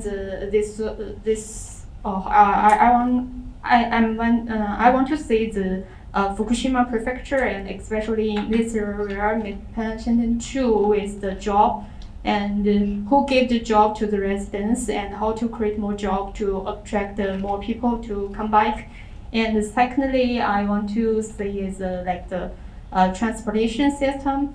Like we can see from this area, there's no public transportation like the bus or something else. So if I just a resident, I can't rent the car. How can I communicate to like my from my house to the hospital, from my house to another city? That's the second question. I think if residents may move to this area, they must to face. And second is for children, like from the experience to Mr. Jindo and also from other person, like their especially mother very care about their children. And if I already move to this area, if my like the doctor don't want to my grandson come to here to meet me, and do the wing support more to the relatives of the residents, like Mr. This side, her the doctor-in-law said she is very afraid the radioactive to affect the children's health. Should we pay more attention on their relatives, not only on the person themselves? And another things like Adia already mentioned is the cultural. We already have some the presentation from like Yokoyama-san and also Mayor and Endo. And the culture, I think, is a very important part of the human's life. And if people already move there, do we can make them feel like we don't lost our local culture? We can also dance. We can also live like before. That's the fourth thing I think if I were residents I will consider about. Thank you very much. Thank you. Heijun? Thank you. I want to start with the first and main, in my point of view, this is that there is a still concern, in the people living in Hamaduro region, as we saw this pie chart, Okuma, Tomioka, Futaba, and Namiya towns. The percentage of those who decided not to return are higher than 50%. Only in Tomioka it's like 49%. And this, I think, is because people who returned, they are educated, want to know more about radiation, but those who decided not to, they don't want to, know more about it and educate, and just decided to stay away and stay far from this. The second is lower number of populations there, especially the aim, as I see that the mayors there, they want to attract young people there, young families, but infrastructure in villages, I'd like to say, as for us, we are also young people, and it's like insufficient of like weak developed infrastructure there. That's why maybe families, if even they want to return. Okay, and another is Mr. Ide said that there are also some old residents who maybe want to return, but there is no people who can take care of them, because as older the people, they need the support, take care of them health and something else, and there is also like a little bit of lack of this. The fourth, it is this image of Fukushima is looks like it's still stable, and people abroad Fukushima still think that there is nothing going on there, but we see that there are a lot of efforts, a lot of actions and organizations there, but we in this field, that's where we see all these results. And I think there is a lack of promoting and sharing what we are doing there to the people, not only in Fukushima but abroad. and might be abroad, not only in Japan but all over the world, and I think we should think about it. Thank you, Valeria. Thank you. Firstly, I want to start that, in comparison with successful return rate, which was presented today by Mayor Ender in Kawauchi village, like in other municipalities, yesterday we had a lecture and according to it, in 4 municipalities, the return rate is less than 50%, and right now we try to promote between young generation to come here, not only to return, but just to people who live in big cities or in other prefectures to come here to build their houses and to get birth for children here in this area. And in comparison with big cities right now and in the future, I think that in this territory we have 2 major challenges. The first one is the lack of working places for people, and the second one is the lack of medical treatment. And talking about the second one, as for medical treatment, we have heard from Dr. Tanigawa that in 2018 they built Futaba Medical Center, but he said that there are only 30 beds there, and they provide only treatment for acute cases. But if you have more serious diseases like cardiovascular diseases, maybe cancer, you need to go to other places or maybe even to other prefectures. And of course, a lot of people, even young generation, we don't even talk about elderly people who really need this care about them, and they really need this serious care about it. People are really worried that they will not have an opportunity to get this high quality medical treatment at the moment. And also, as for working places, yes, if we talk about young people who come in there, maybe right now we have enough working places here, but if we imagine that a lot of people, they will come here, we need to think about providing them working places. Thank you. Thank you, Valeria. Barsha? So due to the triple disaster consisting of an earthquake, a tsunami, and nuclear accident, there was a massive loss of lives, damage to infrastructure and societies as a whole. Because of the disaster, there was a mismanaged evacuation procedure, which led to further loss of lives, a lot of morbidity and mortality, especially among the vulnerable sections of society. And because of this, I think the people have lost trust in officials, and they have lost trust in nuclear energy as a source of local economy. Because of this, the efforts have started to recover and revitalize the area, involving decommissioning, which is a long and resource-intensive process. Because in the efforts of reconstruction, the officials have started risk communication and encouraging residents to do measurements, but this has mostly been limited to the local region, so there is still a large proportion of Japan who are not part of this practical radiological culture. And so the residents of Fukushima still face some amount of ostracization, and there's some pushback against consumption of products from Fukushima.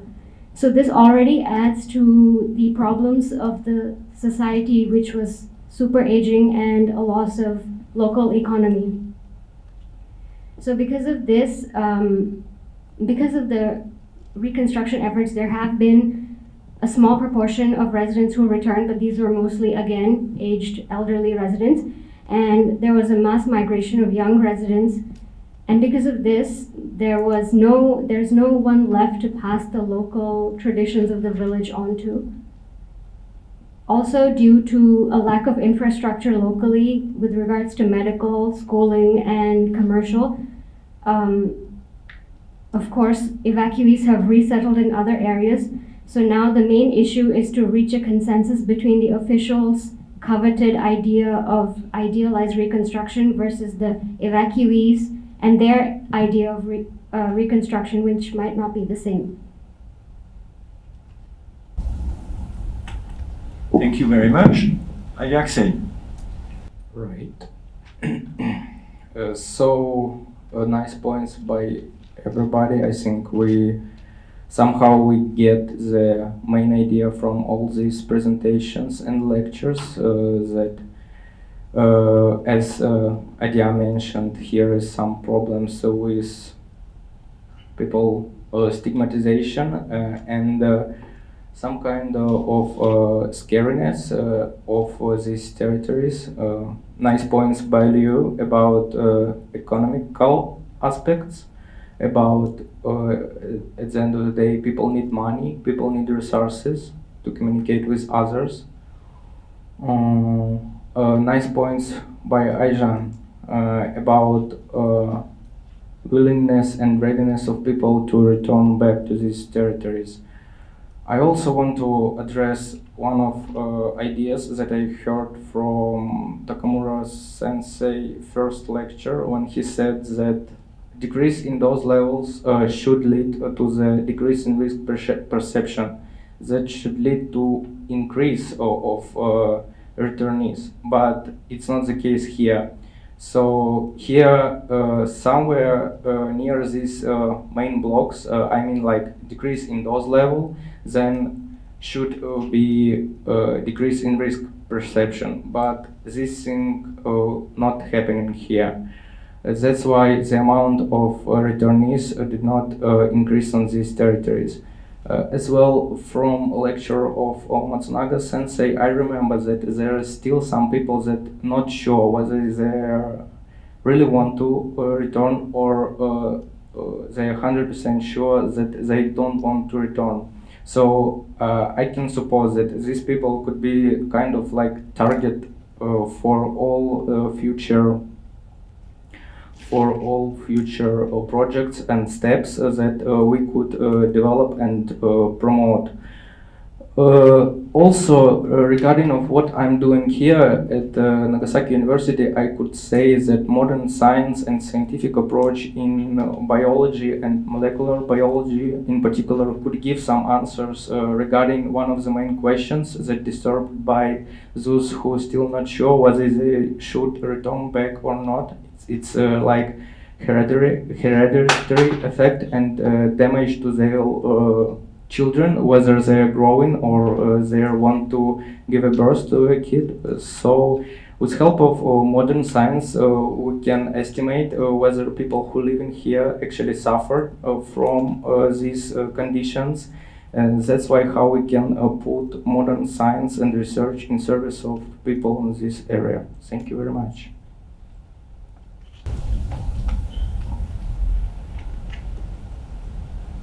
Okay, but we know the first turn is on what are the current challenges, and you are already shifting a little bit on solutions. You have to think about it. Kozun. All right, a lot of great ideas and the diagnostics already been mentioned, and I'm not sure if there are any new pieces of the puzzle that I can add, but I will try. So it is clear that the emergency phase of the recovery, of the post-accident recovery, is already finished, and intermediate also, and we are in the long-term phase. So what I am able to get the sense of what's happening here is that radiation gradually becomes less and less of a concern. However, it cannot be discarded. So there is only the beginning, but there is no end. It should be always on the background of all the processes and all the activities that will be carried on in this region. Next, So as the decommissioning process is gradually, not the decommissioning, but the contamination is gradually slowing down and marches toward the completion, like we should remember that the reconstruction should always, all the reconstruction and the rebuilding of the infrastructure of the roads and new workplaces should always look back on the sort of legacy left by radiation here. So what I am trying to say that the present time of present now we need to be focused on the future of this region, and that is why we hear all these concerns about workplaces and healthcare facilities that should appear in this region. But it is not clear what should be first. Should the people move in first, or should the healthcare facilities, for example, be constructed here first? And I think that a lot of problems of city building, city developing are involved. And I asked, and in Japan, all the major cities were constructed a long, long time ago. And it is a novel problem, like how to build a city. How would you approach it? Like some countries during the history build cities in the middle of the swamps, in the middle of the deserts. But this is a new challenge. A bit vague, sorry. No, it's okay. Ardak. Well, I definitely agree with the previous speakers, and as Vlad said, I will try some appropriate comments for identification of this problem. Well, the nuclear disaster of Fukushima Daiichi nuclear power plant influenced on the Fukushima population total negative direction. Well, first identification is, in my point of view, is a demographic problem. A lot of huge number of people had to move out to other cities to evacuate, and fortunately, the majority of them came back to their homes, over around 60%, if I remember rightly. And the second was how the mayor of Kabuchi village said, Endo-san, when accident happened, there was a lot of fake information. Well, I think because of developed internet, there's a lot of informations, fake news or truly information, and affected people, they had to deal with a lot of fakes. And another side, experts and specialties from Japanese government, they had to solve the lack of information with the given issue, and the second one, what they had to solve is, I think, the cohesion of the society, because in the previous information, I think a lot of fakes may produce a lot of fake news, and it's a little bit simple to confuse, what to do next. So, thanks. Well, it was a very good first round with a large different points of view, and it's quite good. Now we are going to start with the second round. We just continue to focus on what are the current what are the challenges that the people of Amadori are confronted with. Okay, I listen to you, and then you will have less time, only 2 minutes now, because of the time constraint. So, Shara, we are listening to you. Thank you very much. One of the curious moments that was impressed me, that was that Vlad mentioned about the what should be first moving to this region, Hamadan region, or to build the industrial infrastructure. I apologize. So I think this thought also was in my mind, but I didn't know how to represent it properly. Of course, if we will add some more, as Lera was mentioned,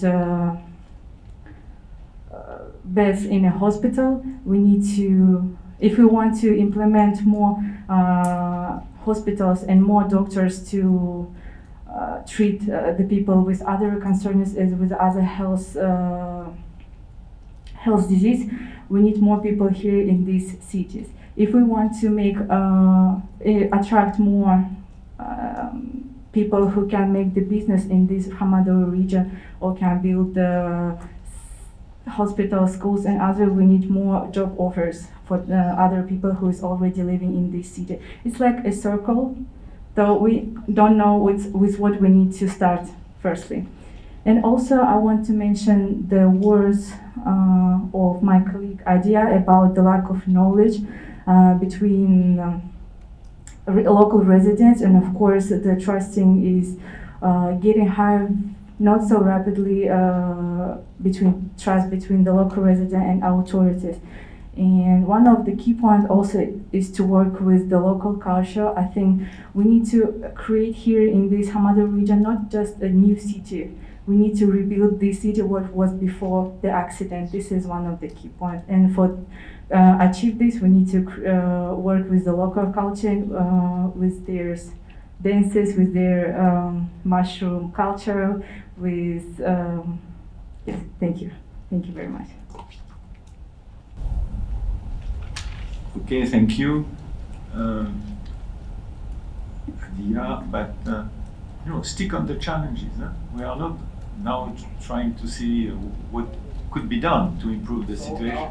So now we have to like. What is the stage right now? We are still No, it's the second round of the first question. You have listened to the first question. No. Okay. We are still sticking on the challenges. Each one has expressed his views or her views. And now you can say complementary elements based on what you have listened.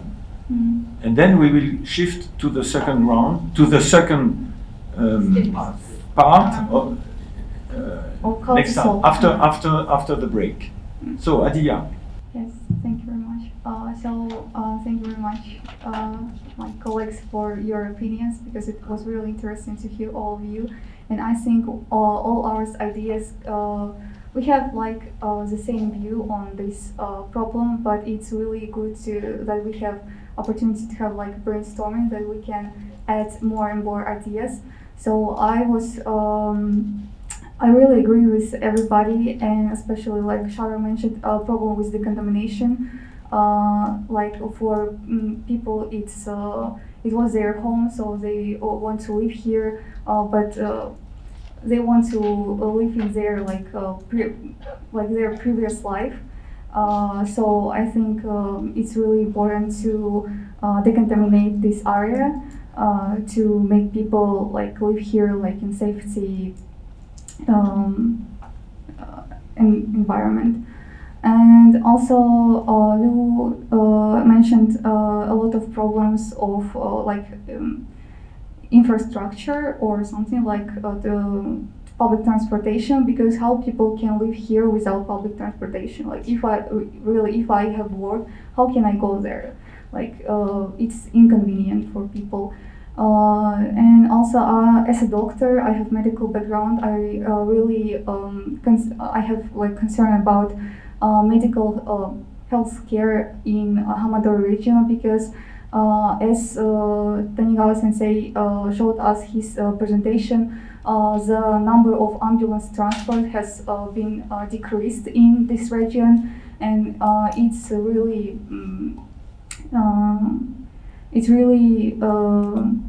makes people concerned about their health, like how can they how they can get some what can they do if they have some acute situation this time? Yeah. I'm sorry. No, don't be sorry. Your time is gone. That's it.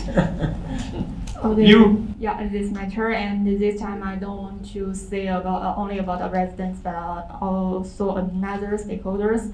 Firstly, I'm thinking like if I was the the company, and did I really fully practice my employees, and did I secure their life, as Tanikawa-sensei already mentioned, the injury rate at this area is kind of quite higher than other areas because there had a lot of worker here. Did the company already train them in a correct way to protect them their safety? And this is the first things I'm consider. And the second is the medical center. Did we have enough the medical staff to provide the medical care to these areas? Obviously, the population will increase due to the they already lifted the evacuation order. So did we have enough medical staff? And the second thing I think is about the local authorities. Firstly, I want to go through the microenvironment. As we all know, the health is not only about human, but also about the environment. This part, I'm not talking about the radiation part. I think that Takamura-sensei already mentioned that the diabetes rate in this area already increased. That we all know that radiation doesn't cause the diabetes, but lifestyles cause. So the local authority, how to they provide a comfortable, or I can say the health environment for the residents to decrease, such as the lifestyles disease. And it's done. Thank you. On second round, I want to say that I'm really impressed by the way that Liu chose, that she put herself into the resident who returned back. And from this point of view, we can see clearly if something comes to you, you can be more sensitive and trying to find better for your life. So this method is really helpful, I think, for us to create methods and solutions. Also, I want to mention about the medical situation there also, about the workplaces that was already said. And the big part is, I think, culture. If there is a decreasing number of young people who usually are those who promoting and develop cultural specificities of the society and village and something, will it? I'm wondering, will it get lost with decreasing the number of people of their hometown? I also want to continue about cultural life because according to our speakers, yes, I can highlight two big problems, like as Ayjan has already mentioned. The first one is if we want to aged people who lived here, we want to return them back. Probably it will be not a young generation, and usually, yes, that's true that usually young generation, they promote this and they try to organize these events like festivals and so on to save this culture of the region. But and on the other hand, if we promote young generation to come here, we can we can lose this way to save these traditions of this region, because young people from other places, from other prefectures, they will come here, but they are not familiar with the traditions of this place, and how can they promote it if they, like, for example, we are foreigners, we come here, but we are not familiar with it. Right now we have an opportunity to learn by locals, by if these people, they don't have this opportunity, how can they promote these traditions? So they will bring their traditions, and at the end we will lose their traditions of this region. So it's like controversial question. Like we want young generation here, but also we don't need to forget about elderly generation who will teach this young one. Thank you. Masha? I think too big of a responsibility has been placed on the evacuees and residents to return, and I especially think it's a very one-dimensional way of thinking, of measuring effectiveness of risk communication by the rate of return. Just by repeated risk communication and expecting residents to return, I think we are really expecting too much, especially bringing back these residents who've been traumatized mentally, physically, to a region which cannot support them either through medical infrastructure, commercial infrastructure, or any means by that. I think it's expecting too much, and I don't know, like the rest of my colleagues said, if we were in their shoes, I don't think it's such an easy decision to make. And I think the efforts should now be redirected towards bringing in new residents rather than focusing on bringing back old residents. And if we were to bring back old residents, we need a massive upscale of medical resources to deal with the complicated trauma that they have been through.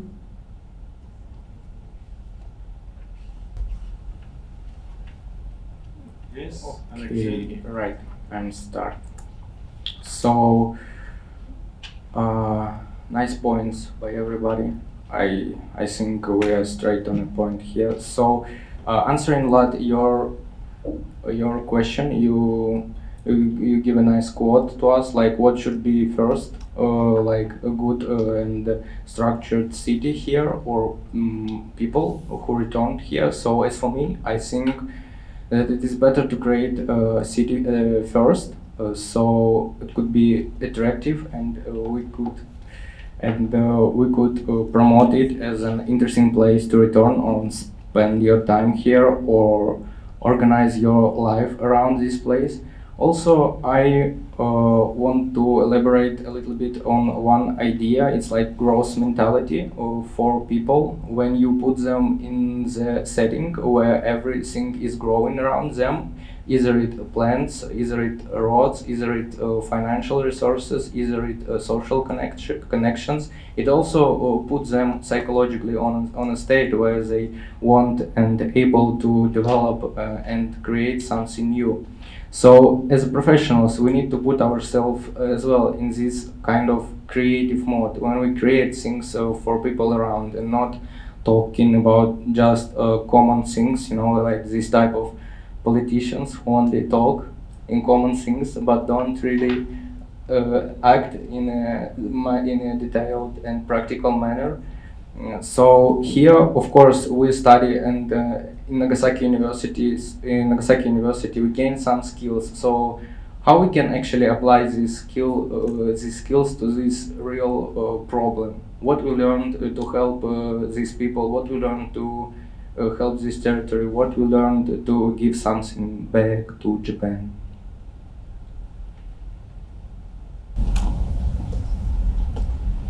Gozun. All right, second round, sort of. I really like the idea that Varsha introduced, that this region might be now facing the conflict of interest. On one side, we have the things that governments, or let's say experts want, and I understand that they are trying to listen to the local population, but in the context of like future development, it would be fair to listen what the current what the current local population wants to, in which way they want to develop this region. So, as other point, important point is what was mentioned by Liu, is that the lack of transportation. But I'm not very familiar with the Japanese transportation and geography. Maybe this is just such kind of a place. It's a bit hard to get there. But it definitely would be definitely the problem to get around here in this territory.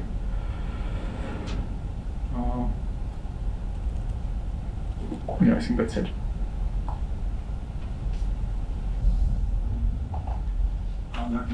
Well, as the last one in this queue, I think can summarize information. Well, it's no, everyone I think is right in his or her thoughts. Like some of them talked about determination. Some of them talked about how we should maintain environment. Well, and Lera, for example, talked about young generation, and I totally agree with her, because we should work with them. It's the next generation, next workers, next science, working people. Well, and in my point of view, we should, additionally, in my point of view, we should, I didn't mention about the lack of trust to the authorities, between authorities and affected people. I think we should bridge gap between population and experts and specialties. So, thank you. Okay. You know, you are closely coming to the second part of because it seems that you are exhausted. You have said everything you wanted to say on the current challenges. You have made a relative good picture about what is at stake, about the current challenges, and you are slowly shifting to solutions. But okay, we will see that after the break, because now we have to work hard with Win to summarize what you have said. So see you in quarter to 3. Well, let's start with the second part of the second step of the IDPA exercise. Now we are going you are going to give your views on what to do to elaborate a future vision, a vision of the future, not a future vision, but how to elaborate, what to do to elaborate a future, a vision of the future, sorry. And this is, we will start by Ardak this time, because the people tend, those who are at the end of the term, they tend to say, oh, everything has been said already, which is not true. But after that, they have good ideas. But nevertheless, they start by doing this. So now Ardak is going to start, and Shara will be at the end, and then you have just to take the vision and add a very interesting point. 3 minutes, right? Sorry? 3 minutes. 3 minutes. Okay, Ardak, we are listening to you. Well, second step is diagnosis. Sorry. Well, first of all, we should clarify.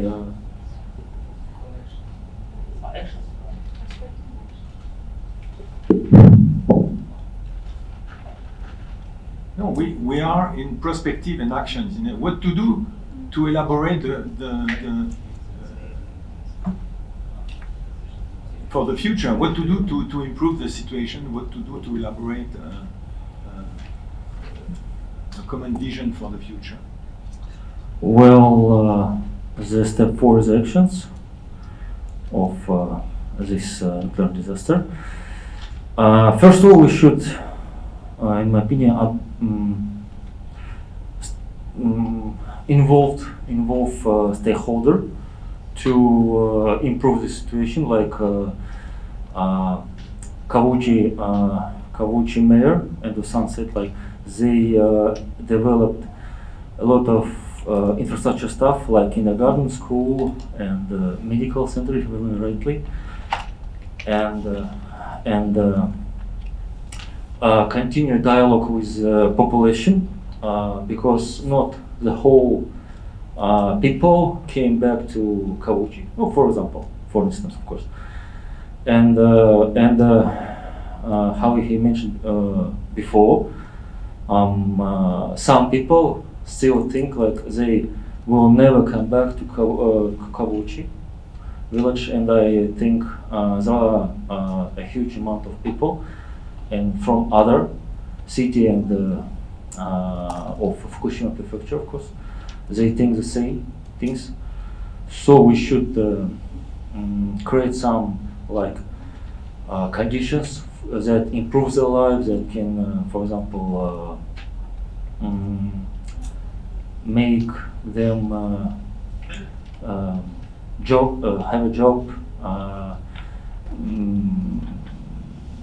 have a job, house, apartment, another one, like. Then minimizing the ecological consequences, how the Damik Sensei showed the application for radiation measurement. We should work with them, teach them that make them to feel sure themselves that they live in the safety place, and give them, I think, adequate and full information about their living conditions, because how I mentioned before in the previous step, we should bridge gap between affected people and authority. Thank you. So, that's all. Alexei?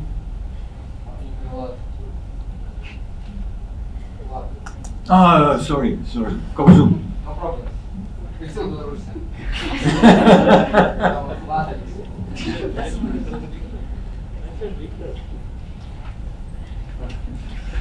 All right, I would like to start with the brief perspective, good and bad perspective. So, kind of obviously, the good perspective is that the region is rebuilt and new people converge here, come here and live here. And obviously, the negative scenario is when they don't, because I think this is the current problem. And so what should be done is that maybe the emphasis should be shifted from the returnees to the new population, but it is what's already been done, I think. And so the Fukushima become populated after the it was here for a long time, but with the construction of the nuclear power station, it experienced the period of economic development and growth. And now something in similar lines is being planned by the Japanese government. So I think if this decision is implemented correctly with the dialogue between the people, experts, and community, it will be successful and in a respectful way to the local population. So this model of dialogue that was implemented during the recovery should be also continued during the process of like not the recovery from the radiation, but as economical recovery of the region, and maybe also some funds that have been that previously were used on decontamination, and since the decontamination efforts is slowly being finished, maybe some of these funds should be transferred towards the economic development of this region. So something along these lines, yeah. Thank you. Alyaksey, I am right? Yes. I'm starting. So I want to continue my narrative that I started from first round about science and scientific approach to this problem, and how the main problems could be addressed via scientific research.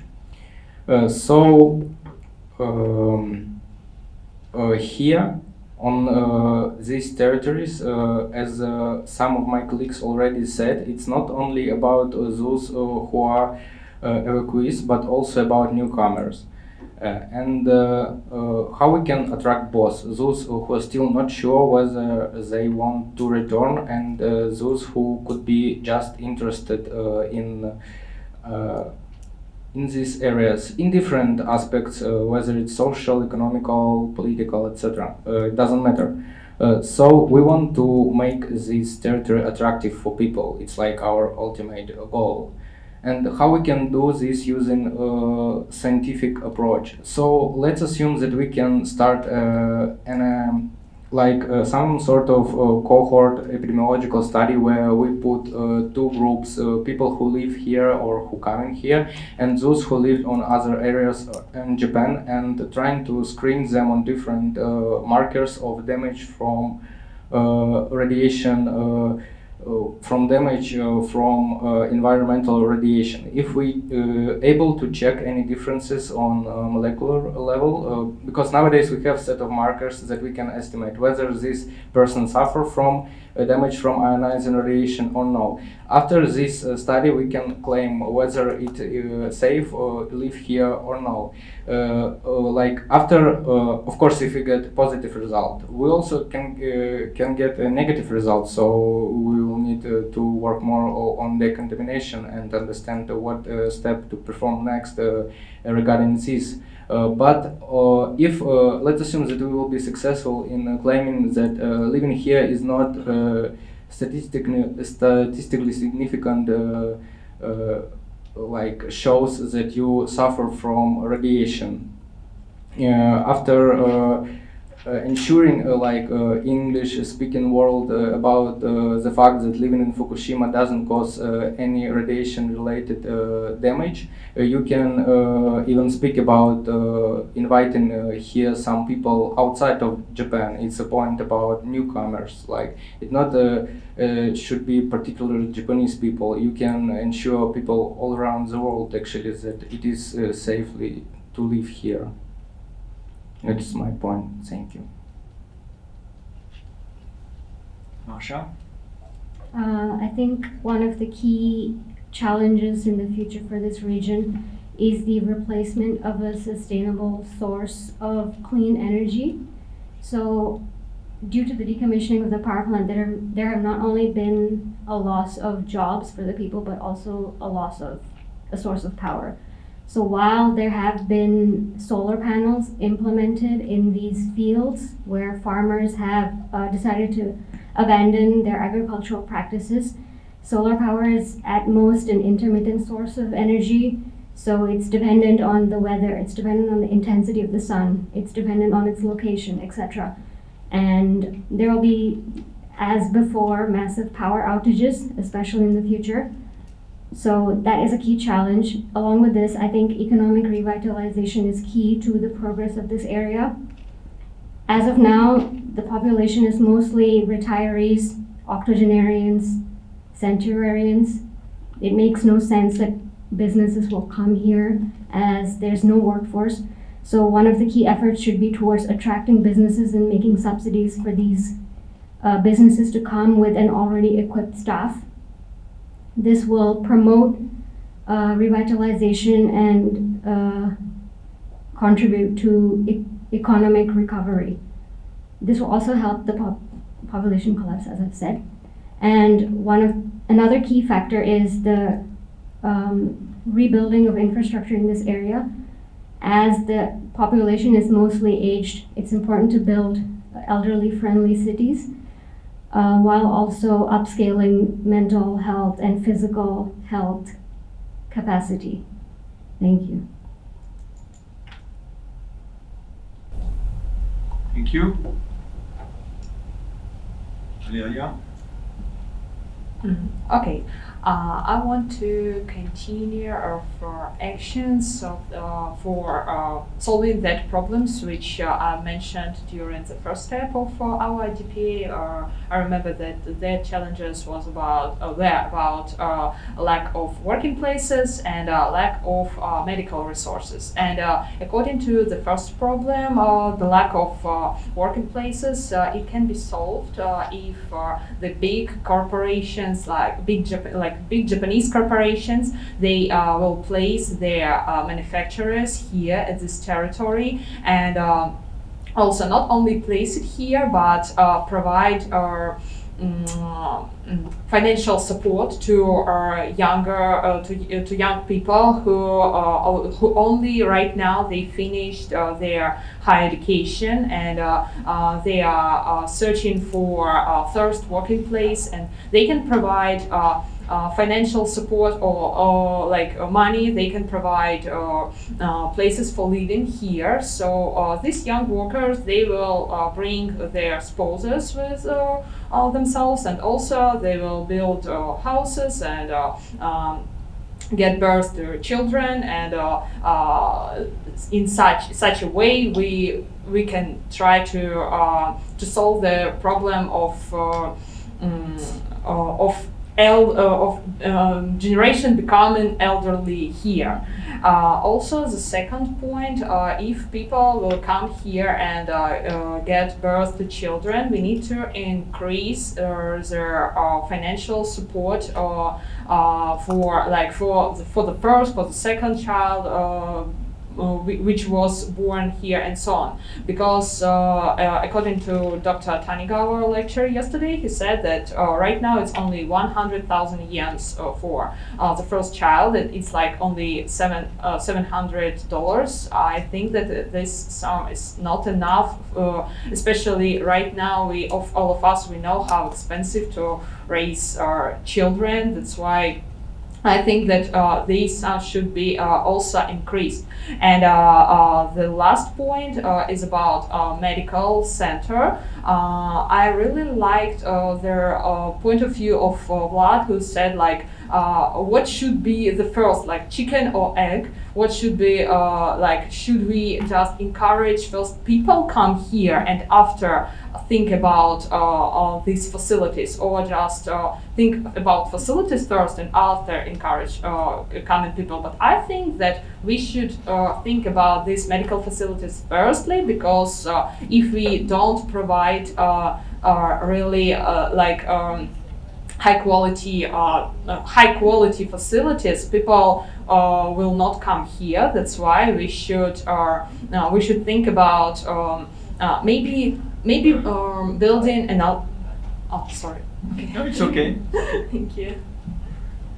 I have an optimistic vision for the future of the Hamadoru region, because 10 years passed, and to be fair, it's not that long time, and during this period the huge territory already was decontaminated, and changes in the mind of the people is little by little occurring, and it is better than nothing. And I think maybe after 10 years and after all this decontamination and other processes will be done, we can come to this another level of and another new future for the Hamadoru region. The idea of attracting some Japanese companies and factories to create new workplaces is really, I think, working scheme, because I saw the graphic in the museum, about the population in Hamadori, it was changing till 1970s when it was a decision to build a power plant. And after this building started, the population is increased, which is showing us that people will come if there is something to do, something where they can be useful. Another idea is, to create value for Hamadori region, because in this region, yes, it was a disaster, it was a big tragedy, and we can use the loud name of Fukushima to change it to something that Japanese people can do and improve.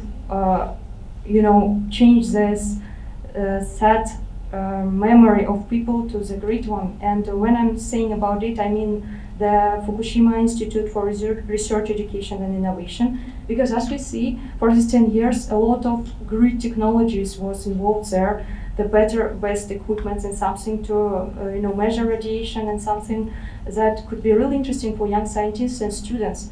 And as it was in, for example, in my university, teachers always said like, radiation field is something that where young people can see the future, because it's, as for medical students, there are a lot of things that you can do and a lot of fields that is not studied yet.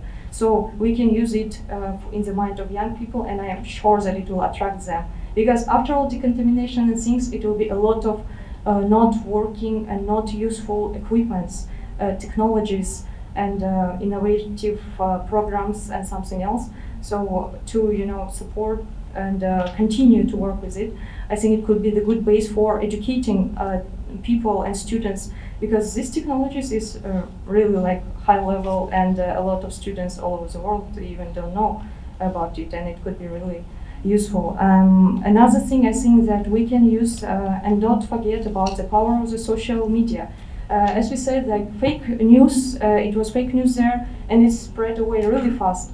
And also we can do this to promote the good result and all of these efforts that are done there, to also help our people outside Hamadori to change their mind and to see how it's going on now.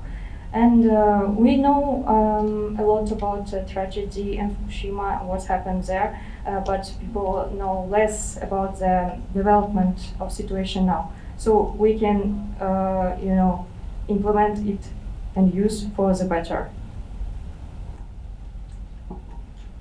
Okay, thank you. Firstly, I agree with others, and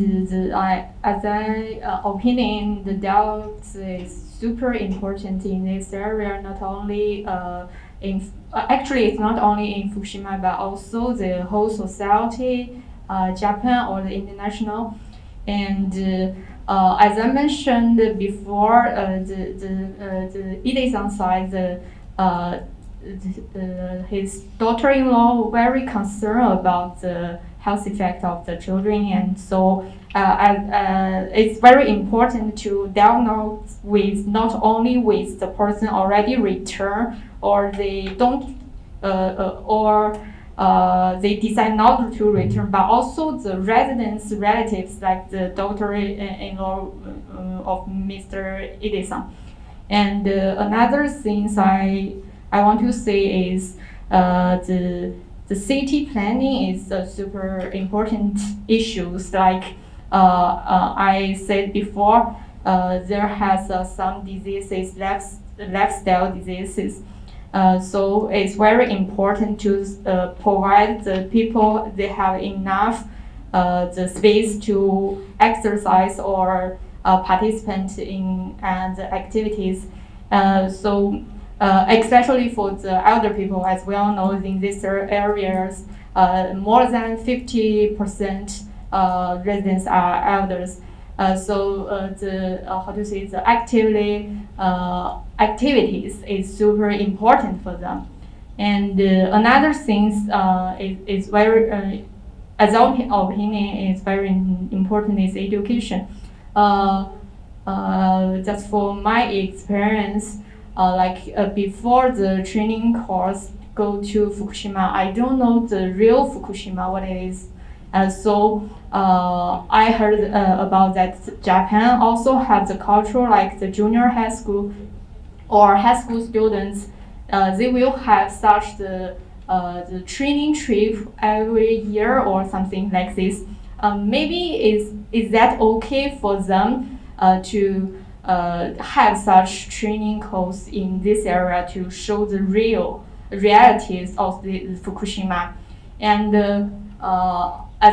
my opinion is very important to education the younger generation. And when how to say the junior high school students they know about these things, it's very easy to bring the realities and the knowledge to their families. So I think is sufficient how to say ways to educate not only the students but also their families. Thank you very much. Okay, so many problems were highlighted in the first round, and it seems to me that in order to succeed in the recovery process, it's really necessary to learn from the past experience, not only like Fukushima, but also like Chernobyl experience that was really, really meaningful. And it's also really necessary to prepare not only like technological progress or technological equipment, but also it's really important to prepare new experts and new professionals in the field of radiation protection. Also, I think it's really important to provide this kind of training course because it really helps to better understand how to work with people in order to gain trust of local residents. Because as it was mentioned many times today, like it's all about people, it's all about trust when we work with people.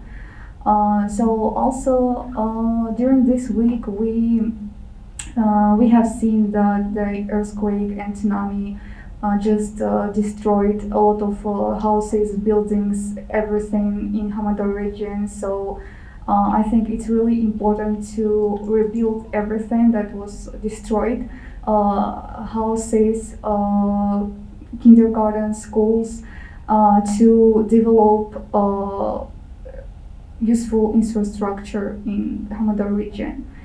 So also I think it's important not only to provide medical medical care, but also psychological support for affected people. And the last but not least, I think it's essential to create such museums like Memorial Museum which is located right next to us, and also like TEPCO Decontamination Museum, because it helps to not only to remember what happened, but also it kind of promotes people to back home. Yeah, thank you very much. Okay. Thank you very much. Can I start? Yeah. So since 10 years after the accident, there was a great job regarding the decontamination work and recovery work in Citra. So much attention is being paid on topsoil decontamination, and one of the great the key factors in what to do with this topsoil contamination thing after the recycling. When I was in interim storage facility, I was asking the workers what you're going to do after this, and they said that we are going to move all of this topsoil outside of the Fukushima prefecture, but we don't know how to do it. And also we are thinking about the making double recycle of them to use for flower scores. So one of my thing that I was thinking about is to attract more people, more scientists, to find new ways, to open new ways what to do with this contaminated soil. Maybe there would be some more ideas how to recycle it again, how to double recycle, how to use it not only for flower but also for agriculture, to build trees, to build vegetables, fruits, etc. And also I was concerned about the Pacific Ocean. It's about the tritium contaminated water. And there is many concerns, not only from local residents about this issue, but also from outside of Japan.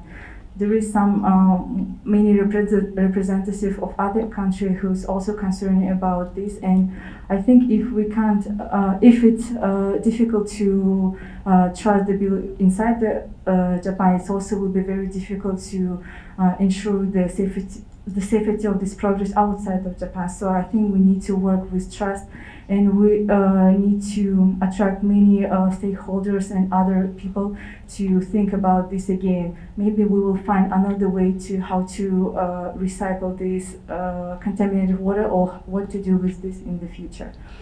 And also the next step was about the returning people back to Hamadori region. And according to many experts and the local themselves, they say that maybe it will be difficult to return because some of the people who was born after the accident, I mean like about few months after the accident, they are now about 10 years old, so probably their lifestyle is already changed.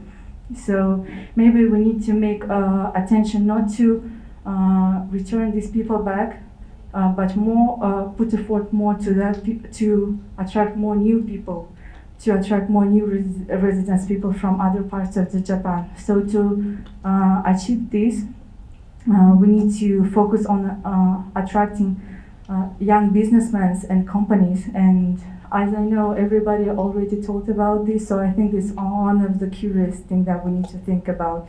So if programs to sell or build business can have an impact on relocating people to cities such as Futaba, Tamioka, and all Kuma cities.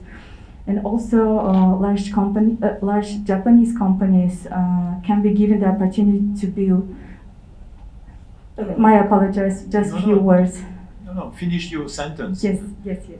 So the large Japanese companies, they can be given the opportunity to build branches in these areas on more attractive terms, and which lead to more jobs in the future. That was I wanted to say. Okay. Thank you very much. Thank you, Shaka.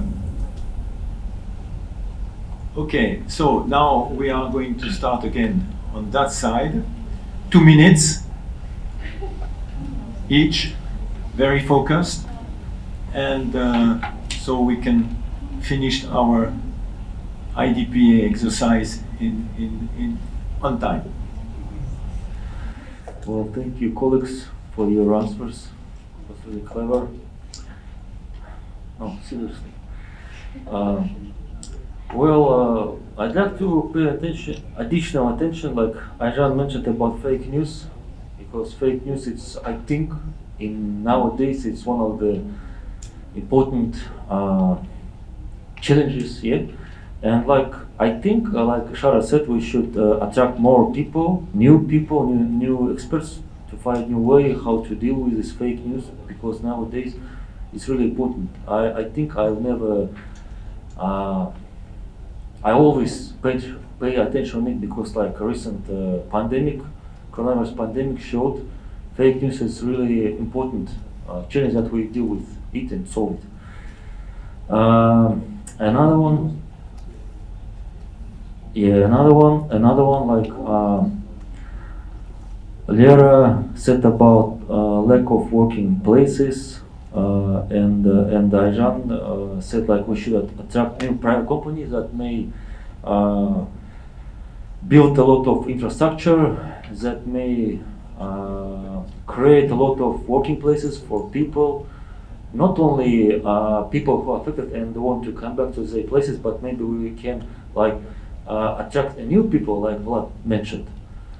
Then for these new people, not only new but all people, we probably might build like attractive territory, like Alex said, and it would be one of the how to say suitable places for living.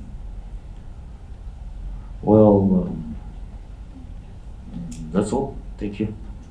Thank you. Kozun? I want to thank everyone for sharing, because now I think can try to deliver my thoughts a bit more clearly. So as we are now living in the post-industrial society, I mean in Japan, I really like the point that Alexei brought, because with science and education. So this is not like a means of production. This is the clearly post-industrial values.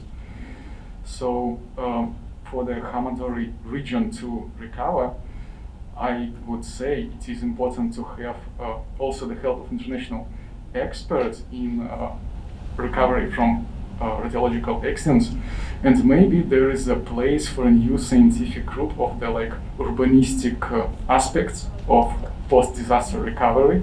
Maybe, who knows, we need to attract new experts, because clearly the problems that we are facing here are shifting towards the urbanism perspective and city planning, city building sort of problems.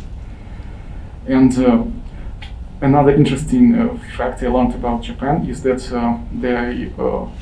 many countries have similar things, that lands are designated. So these are agricultural lands, these are residential area, these are industrial area.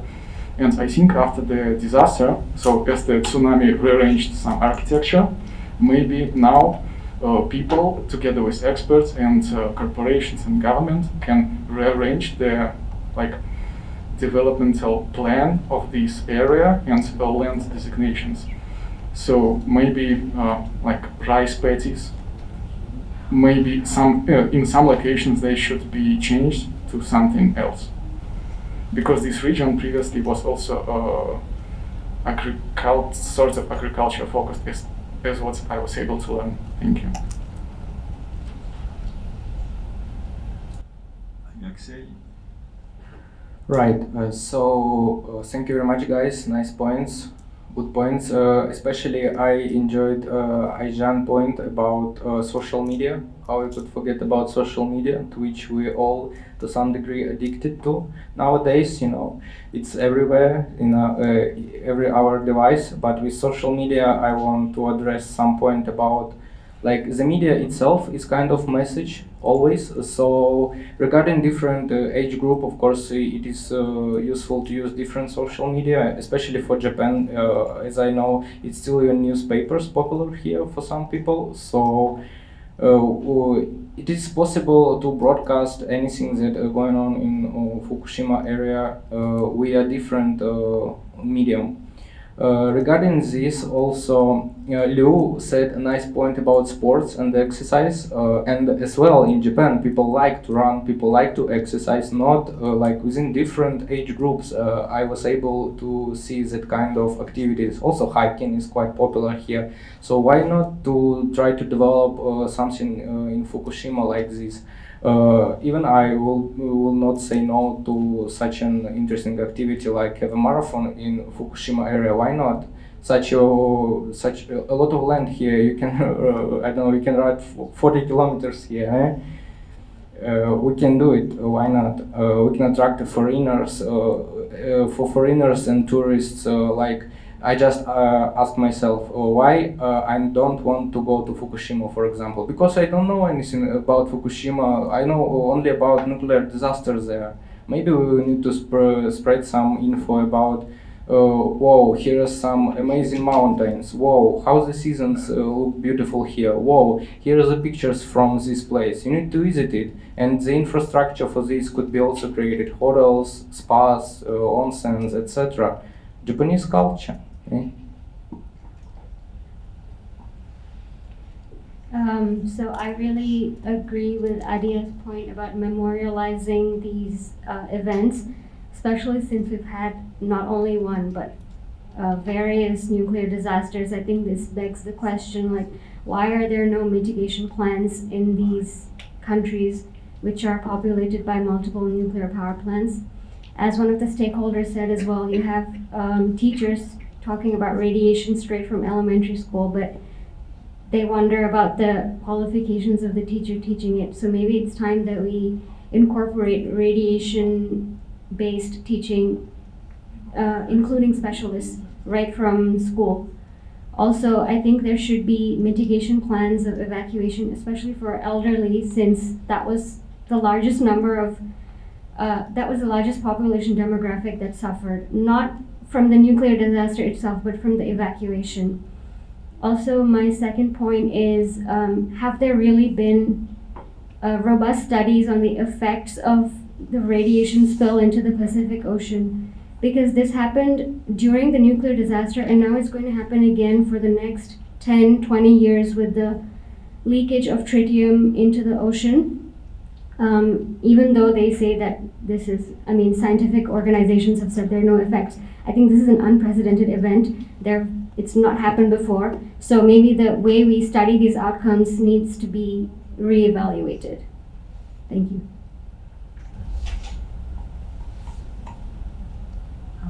Thank you all participants for sharing your points of view. I wanted to highlight, or firstly, I wanted to highlight the point of Aycan about fake news. Yes, I also agree with it, and we didn't pay attention on it during our first step, but it's really important, and it's really important to say not about fake news, but also, as Alexei has already said, to promote positive aspects of this prefecture, because right now a lot of people, they know it only about the negative aspects, but we can promote it in social medias among our young population, and we can promote it in newspapers, like for example for more elderly people. And also we should fight against fake news, because right now people, they really trust what they can read on the internet, and we should make this monitoring of this news. Also, I wanted to highlight also, I wanted to highlight a point of view of Adia about museums and about preparing of new experts in this field, because we need to increase the number of such training courses, because I can talk about myself that I really appreciated that we have an opportunity to work face to face with such high quality specialists, and also I think that more people, more students need to come here to work with it. Thank you. I really enjoyed our ideas. You know, they started from mental health, psychological statement, and we touch all the levels till the tourism and technological. It's. I have nothing to add, but I want to say that we're all really interested in this and have really, I think, nice ideas that, especially in Japan, could be really implemented due to economical status and other things. And I think that such courses like ours should be, more in Japan, I don't know, all over the world or something, because it could really help. Because Fukushima Prefecture and Hamadura region has a lot of, I think, sources, and we have a lot of things to study there and learn, and to gain new skills according to this situation that happened. Thank you. Thank you. I will really, agree with all of you. And furthermore, I want to say the fake news about Aycan and others said before. And I prefer to say it's not a fake news, it's a discrimination. And in the beginning, for sure, there has a lot of fake news around the accent, but for now, I think I prefer to say it's discrimination. People say it's not safe to buy the product from Fukushima, and the people say the residents in Fukushima is not safe, or they may say that they explore much more doses. And another thing I want to highlight is Alexei said before, Fukushima has a lot of the culture, the dance, and also the onsen, the very delicious dishes. And as the Mayor Endo said before, they should find their treasures again in this area. The whole Fukushima, the Hamadoli, I think they also should to find their treasures in these areas, like the hotel we stayed is a treasure of this area, and like the museum in Namie is a treasure of Namie. I think such of treasures can how to say to improve the confidence of the residents living here. So that's all. Thank you. Yes, thank you very much, guys, for your opinion. It was really interesting to hear all this action that can be done to be successful to solve all these problems that we mentioned before. So I really agree with Varsha about that economical revitalization is really important here because as we said before, everything was destroyed here. So we should create something new here. And I think that government national and local government should have some. They should make subsidies, or they can somehow support like small businesses or something like this. Yes, and actually we talked a lot today about how to bring like young people back here, but we should remember that actually in Japan, generally in Japan, like aging society is a general problem in Japan. So yes, again, as Varsha said, we should create like elderly friendly city where all people can live like in comfort. Also, I really as Ajahn said about fake news, it's actually also like global problem, and I think how to solve this problem, what can we do like to deal with that? Maybe we can create some sort of filter or some sort of official account that can be trusted by people. But I think when we talk about social media, it's really difficult to control it. And also, yes, I agree with Lou and Alexei about activities here. Yes, we should create like more activities like hiking, marathons, and so on. Yes, thank you very much.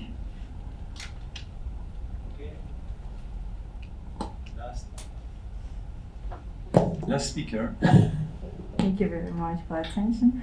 So I would like to highlight, as everybody already said about the importance of social media, but let me please to say some comments about it too. So putting effort into the media will help us to direct the right information to the affected people about the Hamadryas region, how it grows, how the industry is going on, how the infrastructure is going up in this Hamadryas region, etc. Information should be provided in understandable way, and the recipient can distinguish good news from the bad news and relate it to self-determination. And also, I want to say about my colleagues, Lera, you mentioned about the infrastructures. So we need to improve the quality of these facilities and to provide in the right way. And also, we need to make people come to this place back. And also, I would like to support what my other colleagues have said about the need to pay attention to the local culture. Of course, building museums and to make the local events will not only help to restore the culture of the area, but also raise the spirit and the motivation of the population to come back. Thank you very much. Well, thank you very much. We are almost on time. You have worked very well. I really appreciate you have worked under pressure. It could have been more elaborated with more time, but you have done very well. I thank you very much. and I think we can applaud them for their contribution. Now we have been able, thanks to Win, we have been able to almost be on time, so there will be no break. Win is going to present you maybe some ideas have been skipped. We can elaborate maybe a little bit later. If some points are really missing, you have to come to Win and to explain. We can do that next week in Nagasaki University and then distribute the result. But Win is going to say what she learned.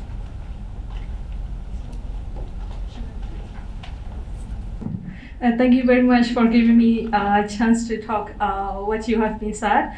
And here we concluded this. For the first session, identification and diagnostic. So current challenge you present as like lack of trust and lack of promoting and sharing experience. And also you guys mentioned about lack of working places, medical treatment, and the need of healthcare professionals, and also the people stigmatization and discrimination, and of course lack of understanding in radiation, and lack of job opportunity, and also you mentioned like overproduction of children by mother, and restriction of the children life, and problem of preservation of the culture, and of course the next one is fake information and problem with the public transportation, and lack of a lack of cultural initiative, and gap between the generation related to culture, and also risk communication driven by the convincing people to return. Very good. Someone mentioned, and also psychological distress. And I took the sentence that one of you presented, very good sentence. I think radiation is less a concern but cannot be dismissed. It must always remain in the background.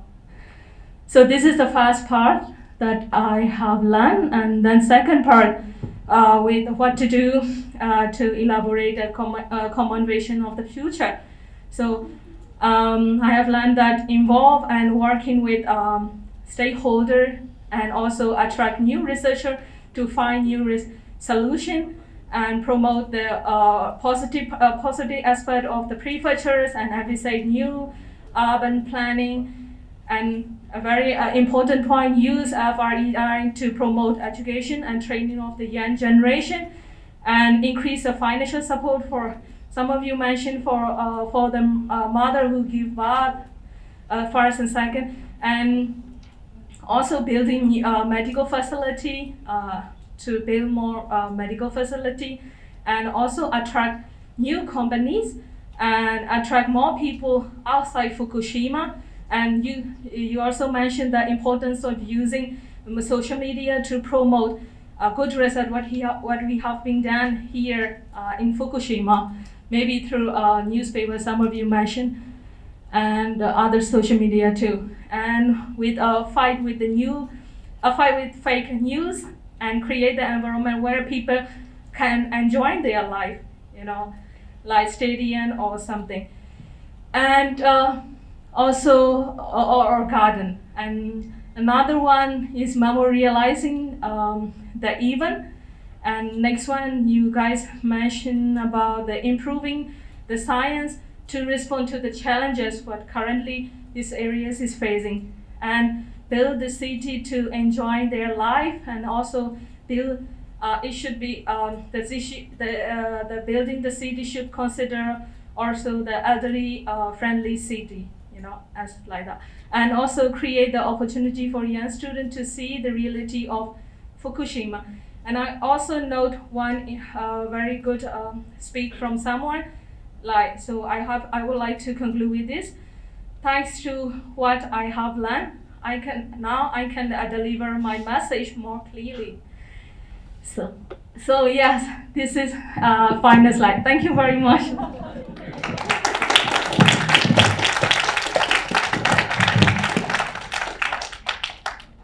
Thank you, Win. It was a very tough exercise for you. In fact, the last sentence, it's not exactly what I've learned. It's not learned during the weeks. What I have listened from you during this IDPA. This is how I understood the sentence. He said, thanks to what I've heard today, I can be more clear in my thinking. And this is clearly one good lesson from IDPA. Thanks to this exercise, you get slowly, those who are participating to the exercise are improved, are not changing, but they have a better view. They see with much more nuance, and they can put themselves in the shoes of the others, which is extremely important.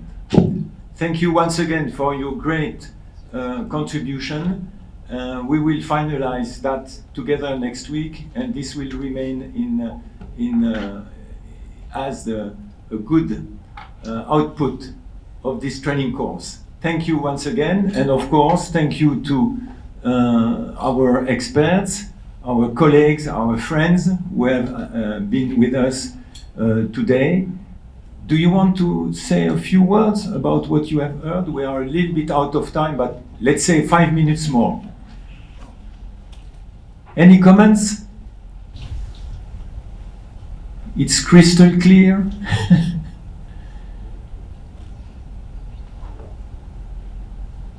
Yes, Thierry. Just what?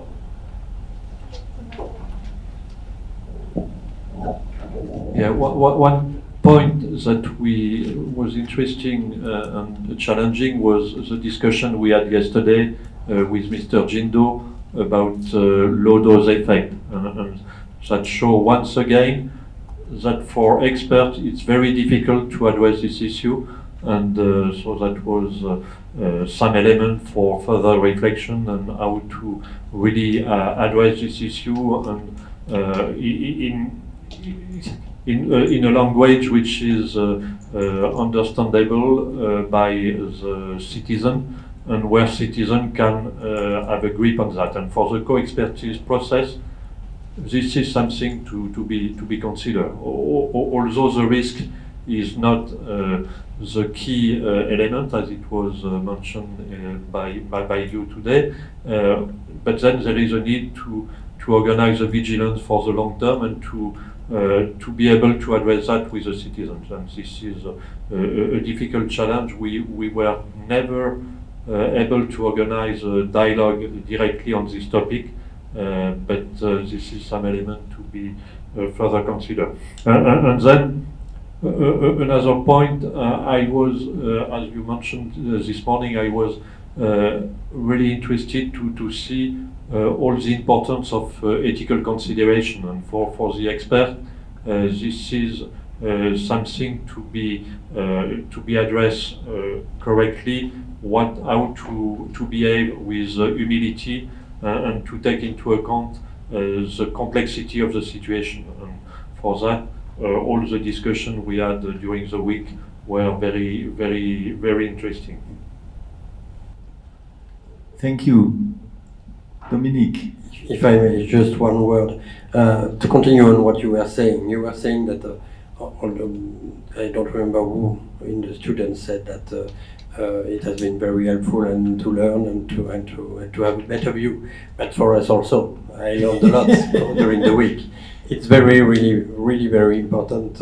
I have been speaking about the situation in Fukushima and the health effect and so on. But for me, that's really very important to see the real situation and to have contact with the people. And so the view after that is very different. Yeah. So very informative for me, but I think also for all the experts. I think this, so thanks again for the organization. Probably one of the key dimensions of this FREI that we are talking about for the future will be the opportunity for outsiders from the prefecture, from Japan, but also for foreign countries to come here and to see. You know, we have seen that in Chernobyl. We have been working 20 years in Chernobyl with Thierry, And people were asking us in France, how it is in Chernobyl. And we were, you know, giving our message with passion, and people were not convinced. So there was one time where we said, when we were asked by people, how it is in Chernobyl, could you explain? He said, no, if you want to know, you go there. And we were organizing travels over there. There is no other way. You know, like your boss said one day, I've changed my glasses when I came here. Okay, I think we have to stop because we are running out of time and I see the nervosity of my colleagues now. Thank you once again. It was a great time. It was. Thank you very much for all of you. So it's closing the time. So